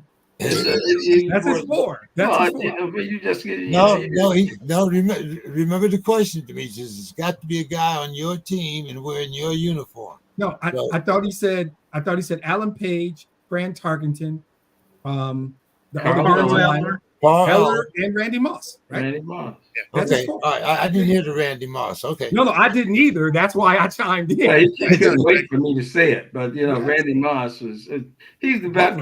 He took the top off of all the defenses. I mean, it was ridiculous. That thing that they hit. And with Cunningham in that 1 year, that's one of the most amazing things I've ever seen. Yep. Jake Reed. Oh, and then he had Robert, the running back. Yeah, Robert Smith. Robert Smith. I mean, Olympian. Got around the corner and gone. So it's hard to leave out. There's so many of the people. And going to school in Mankato, I knew a lot of the guys because they trained there during the summertime. So, Bo, are you going to represent the Seahawks here, or you got another team? Of course, no. I'll do the Hawks. And although Jerry Rice did wear a Seahawk jersey, we're not going that route. Seahawk legend. We will stick with the original number 80 in Steve Largent. Easy. Yep. And then we'll go Kenny Easley. Good call. Amazing safety. We'll go Cortez Kennedy. Tez was a beast. And then with a modern era pick, I will take Bobby Wagner. And it was really hard to leave guys like Hutchison and stuff off. But Bobby Wagner will go down as one of the best linebackers to ever play. So, that was a good modern era to drop in there. All right. 4 is tough. You got Adrian Peterson. Yes. He stopped by. Tio wore a Seahawk jersey for a second. There's a lot of guys that came and got a coffee in Seattle. that was all they did. Yeah. That's why I said 4, because I know 4. I mean, we can all get 5, maybe 7, right off the top of our heads. But okay, come on, Demetrius. I know you got some lines here. Of course. So the easy ones are Barry and Calvin. I don't know if anybody can debate those two. If you don't know, Google Dick Night Train Lane. Woo! Right? And I did my own podcast with his son. And it is, by everybody's account, the best podcast I've done in 6 years. Dick Night Train Lane. I could do 30 minutes. I won't. I will say Google him, look at his stats from interceptions, and then he became an executive for the team, first Black executive. Night Train Lane, big deal. He's there. He was actually easy for me. I got the first 3 without really flinching. Then I had to work. But then I just said, forget it. Matthew Stafford deserves to be there. He just does. And so it's Night Train and Stafford with Barry and Calvin. And I left off some great ones. But we're not doing Stafford over Bobby Lane. Over Stafford Alex over Bobby Lane. That's tough. But this is his four now on his team. So Lombardi. there's other guys, Dick LeBeau, and I could do honorable mentions, but I'm not. It was a tough choice, but I went with Matt. That's exactly why I put it there. No ABCs, no. I could run down 5 more who got thought about, but Stafford got. I gotta jump off, guys. All right, Enjoy Bo, the rest of your night. give us your final thoughts there, Bo. So final thoughts. Just supporting our local 15U NFL flag team. They are going to be headed to Canton, Ohio next weekend to play in the flag football championship. So pretty cool. A buddy of mine's one of the coaches there. Pretty awesome. So hopefully they show out. All right. Good seeing you, Bo. Good seeing you, man. Peace, gentlemen. All right. Have a good one, Bo. Thank you. Okay. My four. I'm going to go with me and Joe Green, Jack Lambert, Lynn Swan, and Troy Pulmala. It kind of helps that I can go see Troy almost any day of the week out here in San Diego. So nice. But so that's my. David's doing the Steelers too, right? Yeah. I'm curious to see if they're different. Yeah. So Dave, what are you for? All right, I do a Steelers top all-time 500 that I update every year. Nice. So I got 500 to choose from, but I went, number one with Joe Green because he changed the franchise. And it wasn't about winning; it was about hating to lose. That's what drove Joe Green, and that went right into the franchise. And then Franco Harris with the immaculate reception, their first playoff win ever. So I would have Franco, Joe Green. And then I skipped the 70s. I mean, there's a lot of guys, but then I started to come to the modern era. I skipped over Rod Woodson. I mean, he was great player. Tremendous. Yeah, it was hard to choose between Troy and Rod. Yeah. Oh, yeah. But I couldn't leave off Mel Blount. Because, again, he was a rule changer, just like Night Train Lane. Night Train Lane, I mean, they had to change the rules because they brought in face masks in order to protect the players. And he thought, well, hey, that's a nice handhold. That's a nice handle because it wasn't against the rules. He caused changes to the game from his play, Night Train Lane. Well, so did Mel Blount. Yeah. And so I have Mel Blount on there. And then for number 4, I went with Troy, but there's a Crazy Horse monument. And so, Demetrius would have appreciated diversity and equity. We have to have our Crazy Horse monument. Exactly. I went with James Harrison. And the reason I went with James Harrison is because I think, number one, they changed the rules because of him. But number 2 is he was the author of, to me, the greatest play hands down in Super Bowl history with that 100-yard pick six. And he was supposed to rush on that play. Right. He opted not to rush. He created that play. And the whole team, there was some great blocking, and there's a whole story behind that. But, I mean, his effort on that play. To me, he's what epitomized the Pittsburgh Steeler like Jack Lambert back in the day. So that's my Crazy Horse guy. So those are my choices. Cool. Bill, I didn't know if you want to go Steelers or who you want to go. Bears, Steelers? So since we're going through Steelers, I too will do Steelers, and I'm going to start with Jack Butler, who is sometimes forgotten amongst the greatest of the great Steelers. Great one. One of the greatest of all time. He was a 3-time first-team All-Pro. He was a second-team All-Pro once, 4-time Pro Bowler back when that really meant something. He led the league in interceptions in 1957. He ended up his career with 52, I believe, which at one point was in the top 3 historically. I think at the time he retired. He was one of the few great Steelers of his era, unfortunately. But so many of the things he did, 865 return yards. He was tremendous after he got the ball in his hands. Bobby Dillon, and he ended up tied. And Butler did it, I think, in 9 years. I think he had 52 interceptions in 9 years. Yeah, he hurt his knee, I think, and cut his career which is short. a crazy thing, right? Is how he managed to do all that in this period. A member of the 1950s All-Decade team, a member of the Steelers All-Time team, and not mentioned enough, I would say. Went on to also, work for the team. The Steelers did a good job in those days of keeping guys around the team. I think he spent a total of 46 years in some way, shape, form, or fashion. Blusto's scout. He was big in the scouting department. Right. Yeah. So he was around the team. So he was a minor part of the team eventually turning around. Well, I say minor. I shouldn't say minor. But he was a part of the team eventually turning around, because by that point he was in part of the talent acquisition of the team when the team went from being poor when he was a player to being very good. And he just doesn't get mentioned enough amongst the great players of all time, especially the great Steelers of all time. Jack Ham. And I loved Lambert. And Lambert was the more fun of the two to watch. But if you talked to the coaching staff about if they had to get rid of one of them, which one could they live without of the two, they would have said Lambert, because they could put Ham on the other team's best wide receiver and he would cover him like a corner. People don't mention Jack Ham amongst the great coverage players in the history of the game enough. Watch Super Bowl 10. There's times he's running stride for stride with guys like Tony Hill and Golden Richards. It's crazy how good he was in coverage.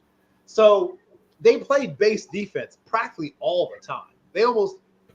Tony Dungy, I think, by that point, Dungy was the coach, I think. But Tony Dungy had been their nickel at one point, and actually led the league in interceptions one year. But they didn't, which is shocking because he didn't play that much. But their linebackers would just stay out there and cover. And so if you went 4 wide, okay, no big deal. I'm just going to run with your wide receiver all over the field, and they would just do it. That was the crazy. So Ham was the key to what they could do on coverage, because he could cover like a cornerback and play the run like one of the best run-stopping linebackers. By law, you have to have Joe Green. If you don't have Joe Green, then you should just stop talking football forever. Let me see. So that's Butler. So now I have to decide between one of the quarterbacks and Polamalu. I personally prefer Polamalu, but somebody has to put a quarterback up there, so I'll do it. I'll throw Bradshaw up there, and this is ironic for me because I was very much sort of anti-Bradshaw early in his career. He used to just drive me crazy when I was a young fan. I was like, oh, please just don't do anything. Every time it's like, all you got to do is just. Oh, no. No. Come back, Bill. Middle of some good stuff. It took There him a you while. are. Got him back. It took him a while to eventually get the memo. To his credit, he closed out strong. And I recently watched the last game of his career, right? I recently watched that game. He was coming off of an elbow injury, and then he re-entered playing against the Jets when they had that great sack exchange defense. And he's coming off the elbow injury, and he probably comes back a little too soon. And he's playing well at first, like really well at first. And you see him blow the elbow back out and then try to go and continue to play, which didn't work out for him. But he went from being this, Farvian, only worse kind of character who would just tear your heart out with the worst timed interceptions at the, just when all you needed was just not to make a mistake, to, really one of the best quarterbacks in the league. And like I said, I'll be honest, there were times when I rooted for him to get benched early on. I used to watch me play the Bengals, and the Bengals would be, nowhere close to us as a team. But I'd watch how efficient and smart their quarterback was and how hell for leather our quarterback was. Like, you don't have to do all that. We've got this team with the greatest defense I've ever seen. Just play simple football. But to his credit, he did right the ship. And like I said, the last 5 or so years of his career, even though he still would occasionally, do the high wire act, he played really well in big games down the stretch of his career. So I'm going to give as much as I love Troy Polamalu, I'm going to give it to Bradshaw for my last spot. That's a nice sport, Bill. Okay. Mr. Scott, it seems like the Vikings defense will be facing 7 of the NFL's top running backs. Mr. Scott, what do you think about that defense you're going to put on the field this year? Well, all the more reason to not let Danielle Hunter go. I mean, we got a great defensive coordinator, Flores. I don't know what to think about this defense or this team this year. The quarterback situation, I'm hoping Aaron Jones still has something left as a running back.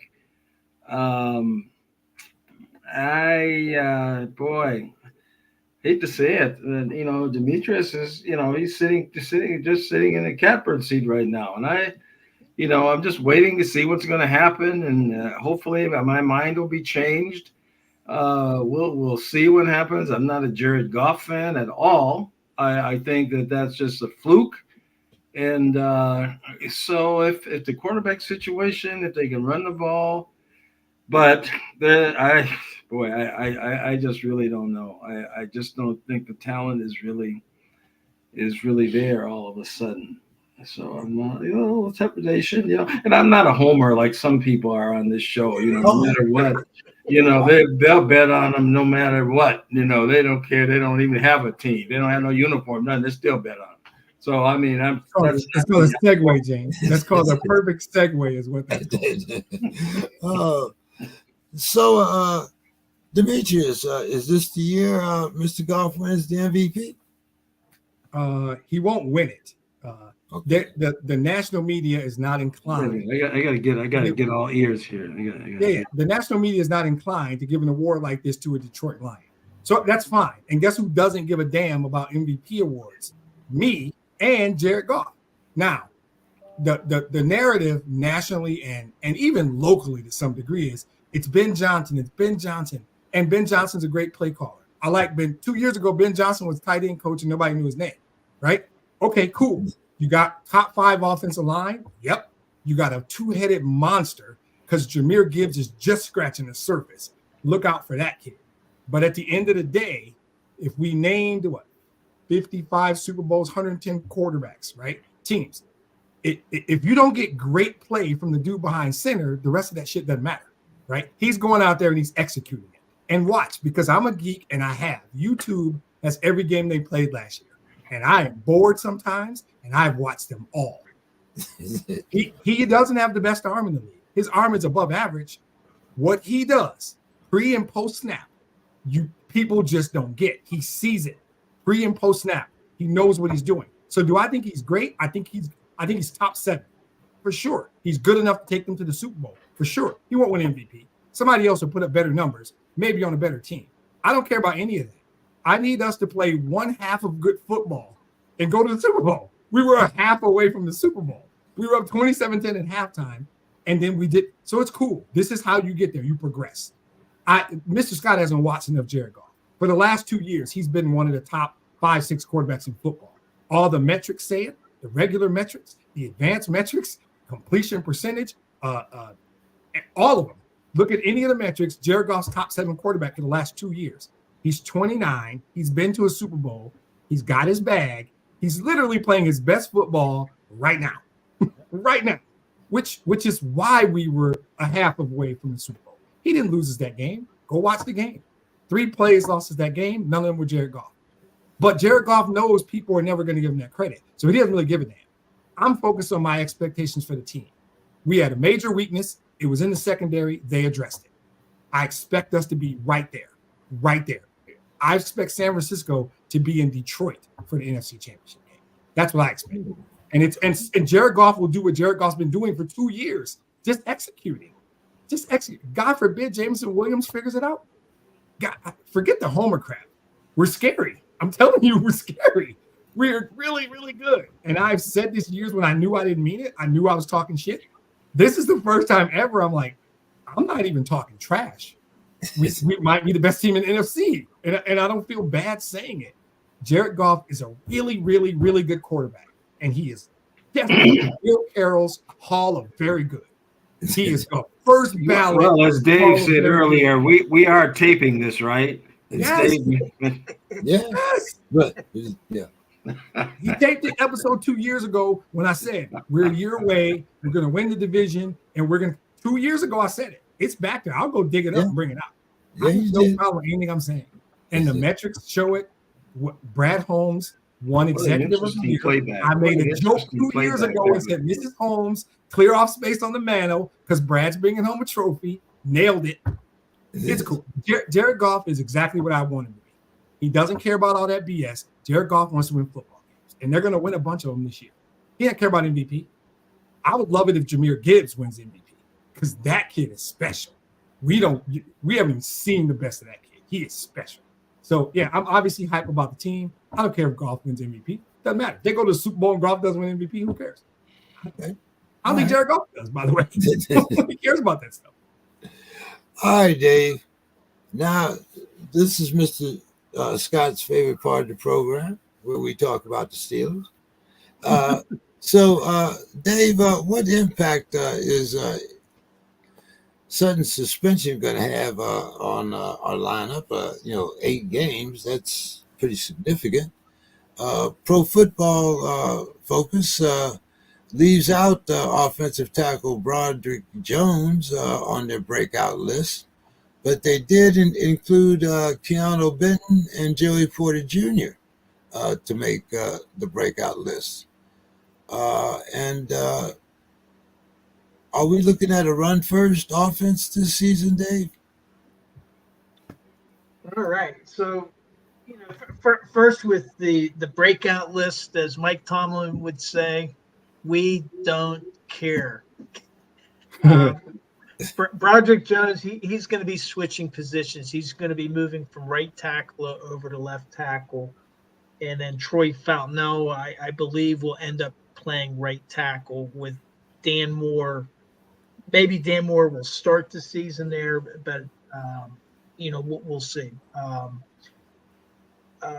And I'm fine with that. Keanu Benton, he's refreshing on the defensive line. They need some young linemen and he has a really nice motor on the interior. And Joey Porter has really, I think he was the best rookie defensive back among them, and he really did a nice job, and they eased him in. So I see Joey Porter. Hopefully he can continue where he left off in 2023. In terms of the impact of Sutton's suspension, two things here. First football, and then the non-football aspect of it. Football-wise, the Steelers knew that he was going to be suspended. The standard suspension for a domestic violence case is 6 games. The NFL suspended him for 8 games, which is due to aggravating circumstances, I presume. One is the when you read the details of the allegations, pretty horrendous. I mean, biting the girl, throwing her against the wall, all this kind of stuff, and then evading the police for 3 weeks. Right. It sounds really bad, and some fans are like, well, why are we enabling this guy? Kind of goes to the opening thing when we were talking about the Dutch volleyball player. Yeah. Right. And now it's not as if the Steelers don't have a history there. I go all the way back to Ernie Holmes, Bats Holmes, part of what he became a part of the Steel Curtain defense, the defensive line. Well, he was arrested early in his career on the Ohio Turnpike. He had been taking shots at vehicles on the Ohio Turnpike. And then when the police responded, he started shooting at the police. He's lucky he wasn't killed. And the Steelers, instead of cutting bait with him, they stuck behind him. And they believe that he may have had a nervous breakdown or something like this. And then he went on to win a couple Super Bowls, with the Steelers. So something leads me to believe that Cam Sutton, there's something there where they feel that he's redeemable and they're giving him a chance. We'll see what happens. That's on the non-football aspect. On the football aspect, actually the suspension kind of works good for the Steelers because Cam Sutton is a very versatile player. It didn't really work out for him with the Lions maybe, but he can play the slot. He can play outside, but they really need a interior nickelback, and he can do that. And the Steelers' schedule, the way it's lined up, all 6 of their division games are after like week 10. They have a really, really difficult second half of the season. They play the Ravens on a Saturday, and then 4 days later, they play the Chiefs on Christmas Day. I mean, they didn't get any favors from the schedulers. So in this sense, once he's going to be able to practice with the team through training camp, he can participate in the preseason games like Deshaun Watson. But then once the season starts, then he goes on a reserve list. And then he won't be eligible to come back until 2 weeks before, I think around October 14th, because he'll be eligible for reinstatement. It's not automatic, but he's eligible for reinstatement October 29th. So what that could mean is you can have a versatile veteran defensive back coming in right in the middle of the season, especially if the Steelers find that, they've had injuries in their secondary or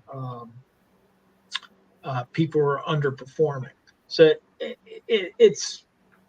I think it's a positive impact football-wise for the Steelers.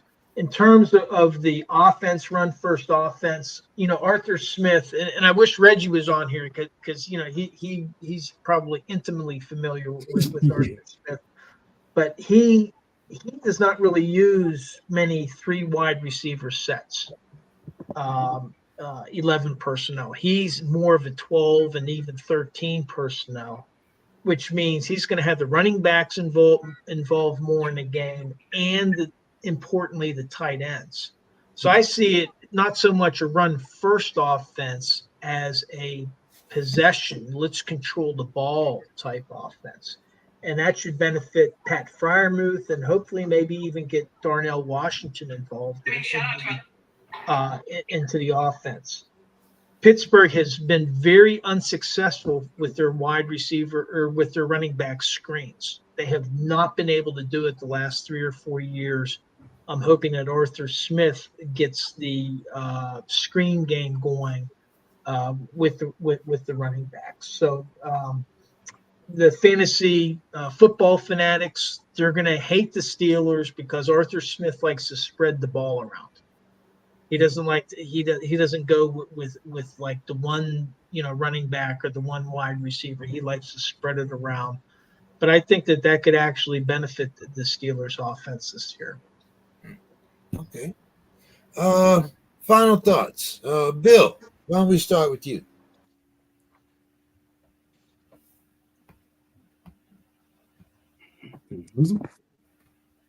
Damn. Bill. Can you hear me? Can you see me? We can hear you. There you go. There you go. You can hear me at least. Okay. Well, this has been an interesting time, as I said, and from people who I guess learned about Reggie Jackson's early brush with the facts of what was going on in America at that time. Just a few weeks ago, we celebrated the 4th of July with all the sort of incumbent things to unpack if you're a Black American. And then to add to that, we have a tremendous air of uncertainty about a bunch of things in this nation. But certain things that are things that I always come back to and always sort of celebrate is that this is the birthday of several really, really, really vitally important people in the history of not just sports, but this nation, including the late, great Arthur Ashe. He shares his birthday with, amongst others, Sugar Ray Robinson and Dwight Dock Gooden. But Arthur Ashe is one of those people who legitimately, if he had never, ever, ever picked up a tennis racket, just through his sheer force of character and courage, would have affected the world in some way. From Maggie Walker de Alexander High School in Richmond, Virginia, he stood out from jump, right, as an extraordinary person. He goes into, at that point, what was probably the single whitest sport in America that didn't involve riding a horse and jumping over things. So he's at a time when, baseball is just beginning to integrate and things like that. The NFL has just a smattering of black players. So and the NBA, still has a gentleman's agreement about how many black players are on the court at the same time. At that same time, he's playing juniors tennis, right, in the South in America. It is difficult to explain the loneliness and isolation this teenager,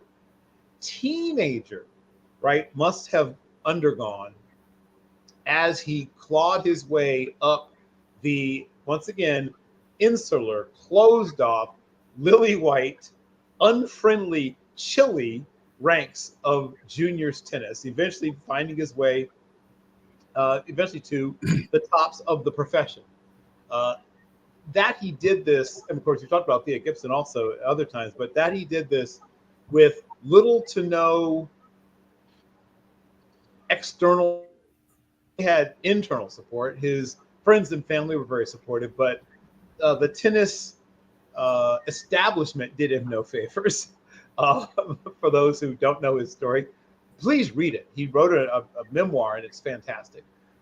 But he devotes his post-tennis life to improving the lives of others. Unfortunately, through a drug transfusion, contracts HIV and dies, unfortunately.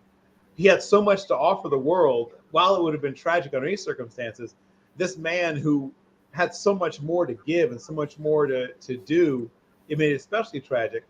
But to the very end, he was trying to educate and grow and help other people.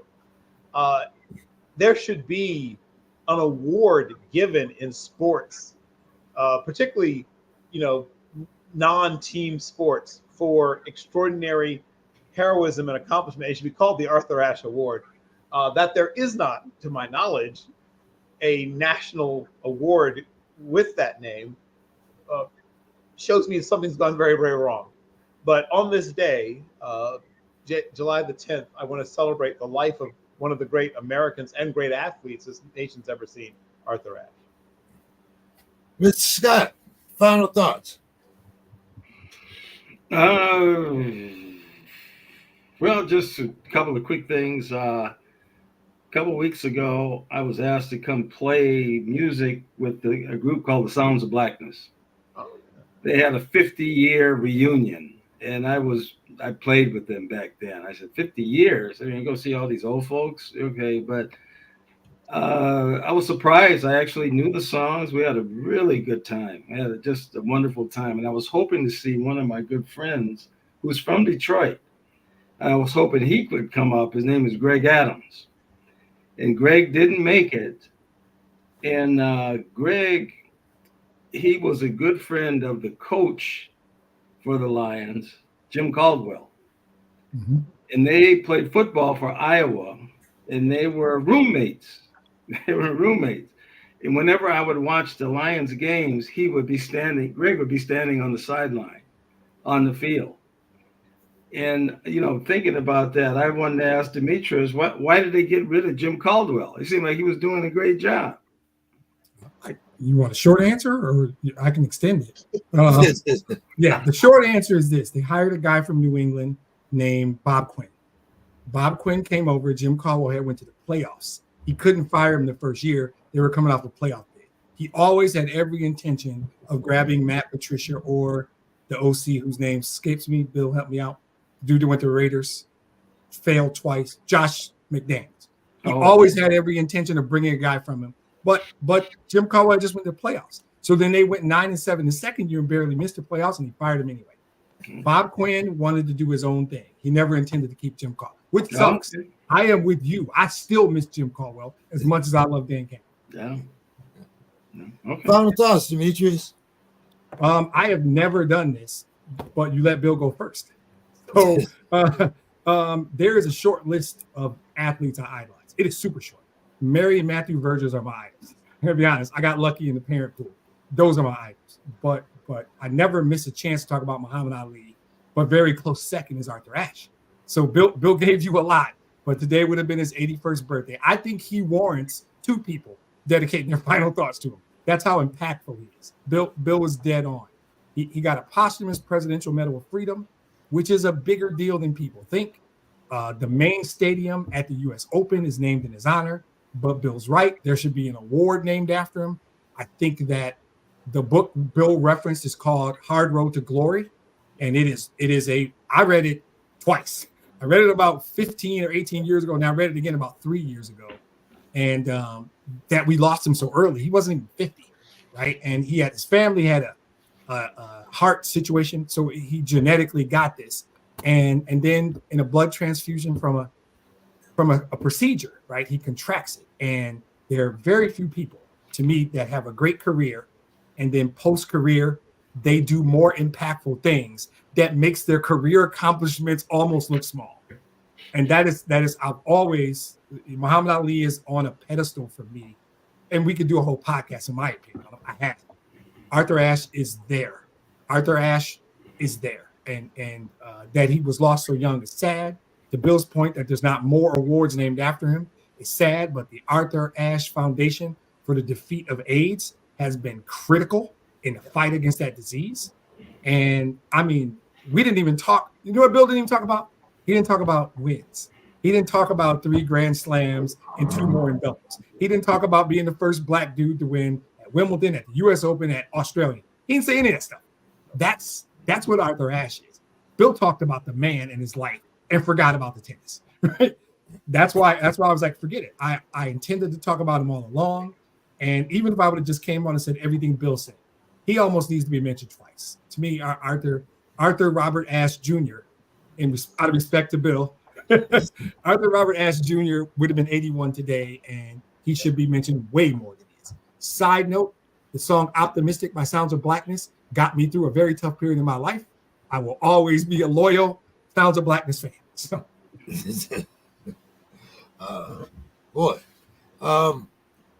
I gotta, I really thought that there was an award named after Arthur Ashe. There is the ESPN.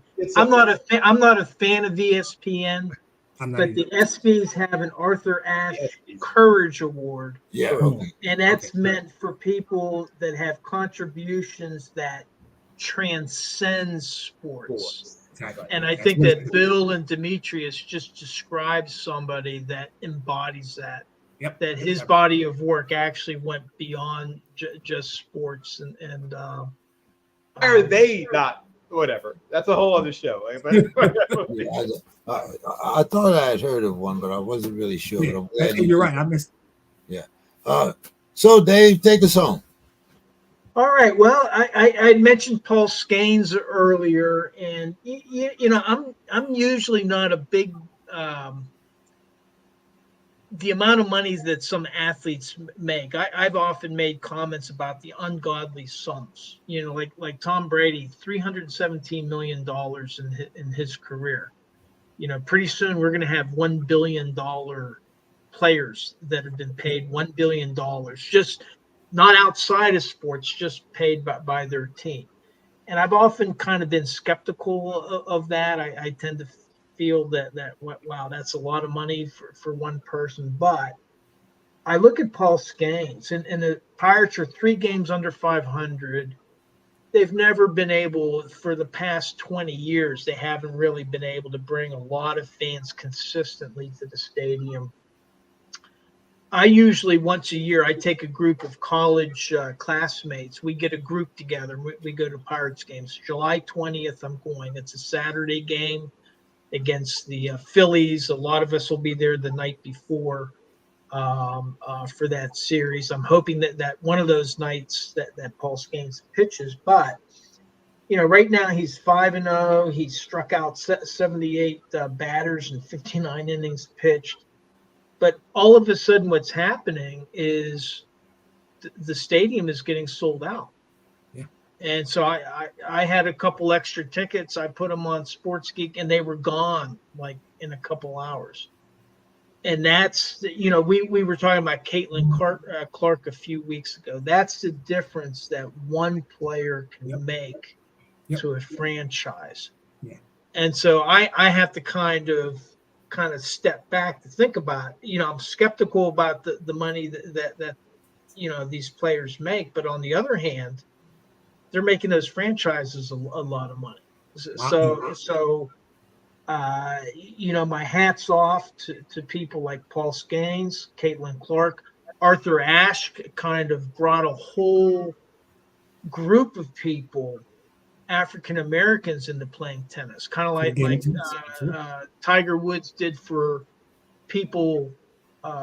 He changed golf from like an elite game into a game that everybody played. That's something that Tiger Woods did. And so I would just like to acknowledge those players that are those athletes that are difference makers. So those are my final words for tonight. We had a guy out of Akron named Lee Elder. He played a little golf too, a little bit before Tiger, but yeah, and you're right. And Tiger will be the first to tell you that Lee Elder deserves to be. But to David's point, little black kids started playing golf in the mid-90s. Lynn Barney's second wife, her sister was married to Lee Elder. Yeah. Okay. Yep. Yeah. Hey. I think there's a picture in the Lions facility of the four of them, actually. Oh, really? Okay. Yeah. And by the way, I did my master's thesis on athletes' pay. And I would just say one thing. Every one of those dudes, when you see one of those contracts, they simply accepted an offer. Somebody else offered them all that money. All they did was pick up the pen and sign the paper. So that was my final thing on my thesis was they accepted an offer. Yeah. Right. I mean, for the job that you do now, if you could make $1 million a year doing it, and if I could generate that down, right, if I could generate, I could get people to pay $80 to park and 80,000 of people watch me do my job. My company would pay me whatever I ask. Mr. Scott's not going to come watch me at work. It ain't fun. Yeah, they generate a lot more than they make. No matter how big that number looks, trust me, Skeens is generating, like you said, he's filling every fifth day. That stadium has exponentially more people eating $10 hot dogs and drinking $15 beers and paying $60 to park, and they're buying shirts and hats and pennants, everything. And that's the thing with the NFL, because of the salary cap, we know exactly their impact. Yep. They get 48% of the revenues. Yep. All right, guys, let's get out of here. Glad to have everybody on the show. Don't forget, our fantasy football season is coming up soon. Demetrius, I'm coming to get my shirt back. I I will be keeping that shirt. That's a double dip shirt. I won both leagues. I ain't getting the shirt. I need to make a new shirt. I ain't giving that shirt back. I'm gonna be like Mr. Scott. You going to come and take this shirt? All right, guys. Have a great weekend. I want to give the scoring to 5 men against me. The scoring. I've gone to the scorecards through AI and what have. It's a split decision in my favor. I'm a split decision. The last round when Bill came, it got really tight when Bill Carroll came, but I was able to pull it out. I jabbed, moved. Who are the judges? Split decision. That's great. Have a good one, guys. Always like everybody. I got to see more of you, Demetrius. Talk to you later, guys. I'll see you. Take care. Have a good night, everybody. See you next week.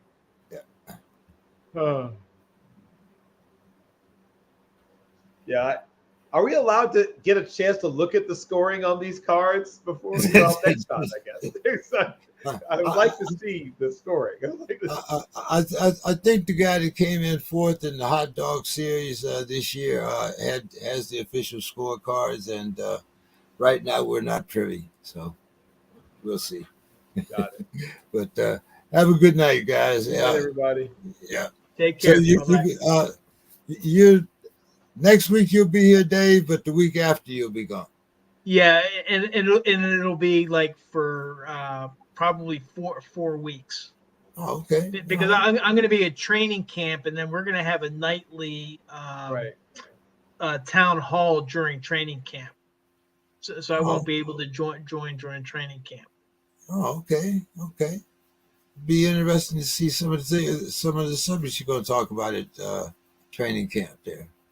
Yeah, well, because there's a number. I don't get back to August 2nd, but there's other guys like Ken and Bryce and Brandon. They're going to be at training camp, and so then the idea of the town hall is that people can come on, and if they have questions about players, then the guys that were at camp then can give them a firsthand report on what they saw. Okay. So you're going to miss training camp then? Well, I'm going up the 7th and the 8th, which is right before their first preseason game. So I'll see them practice on a Wednesday and Thursday, and then I'm going to catch a Pirates game, and then go to the first preseason game too. Yeah. So I'm only going to. I think there's 16 public sessions. Yeah. 16 public training sessions, and I'm only going to be able to see 2 of them. All right. Well, hey, have a good trip, and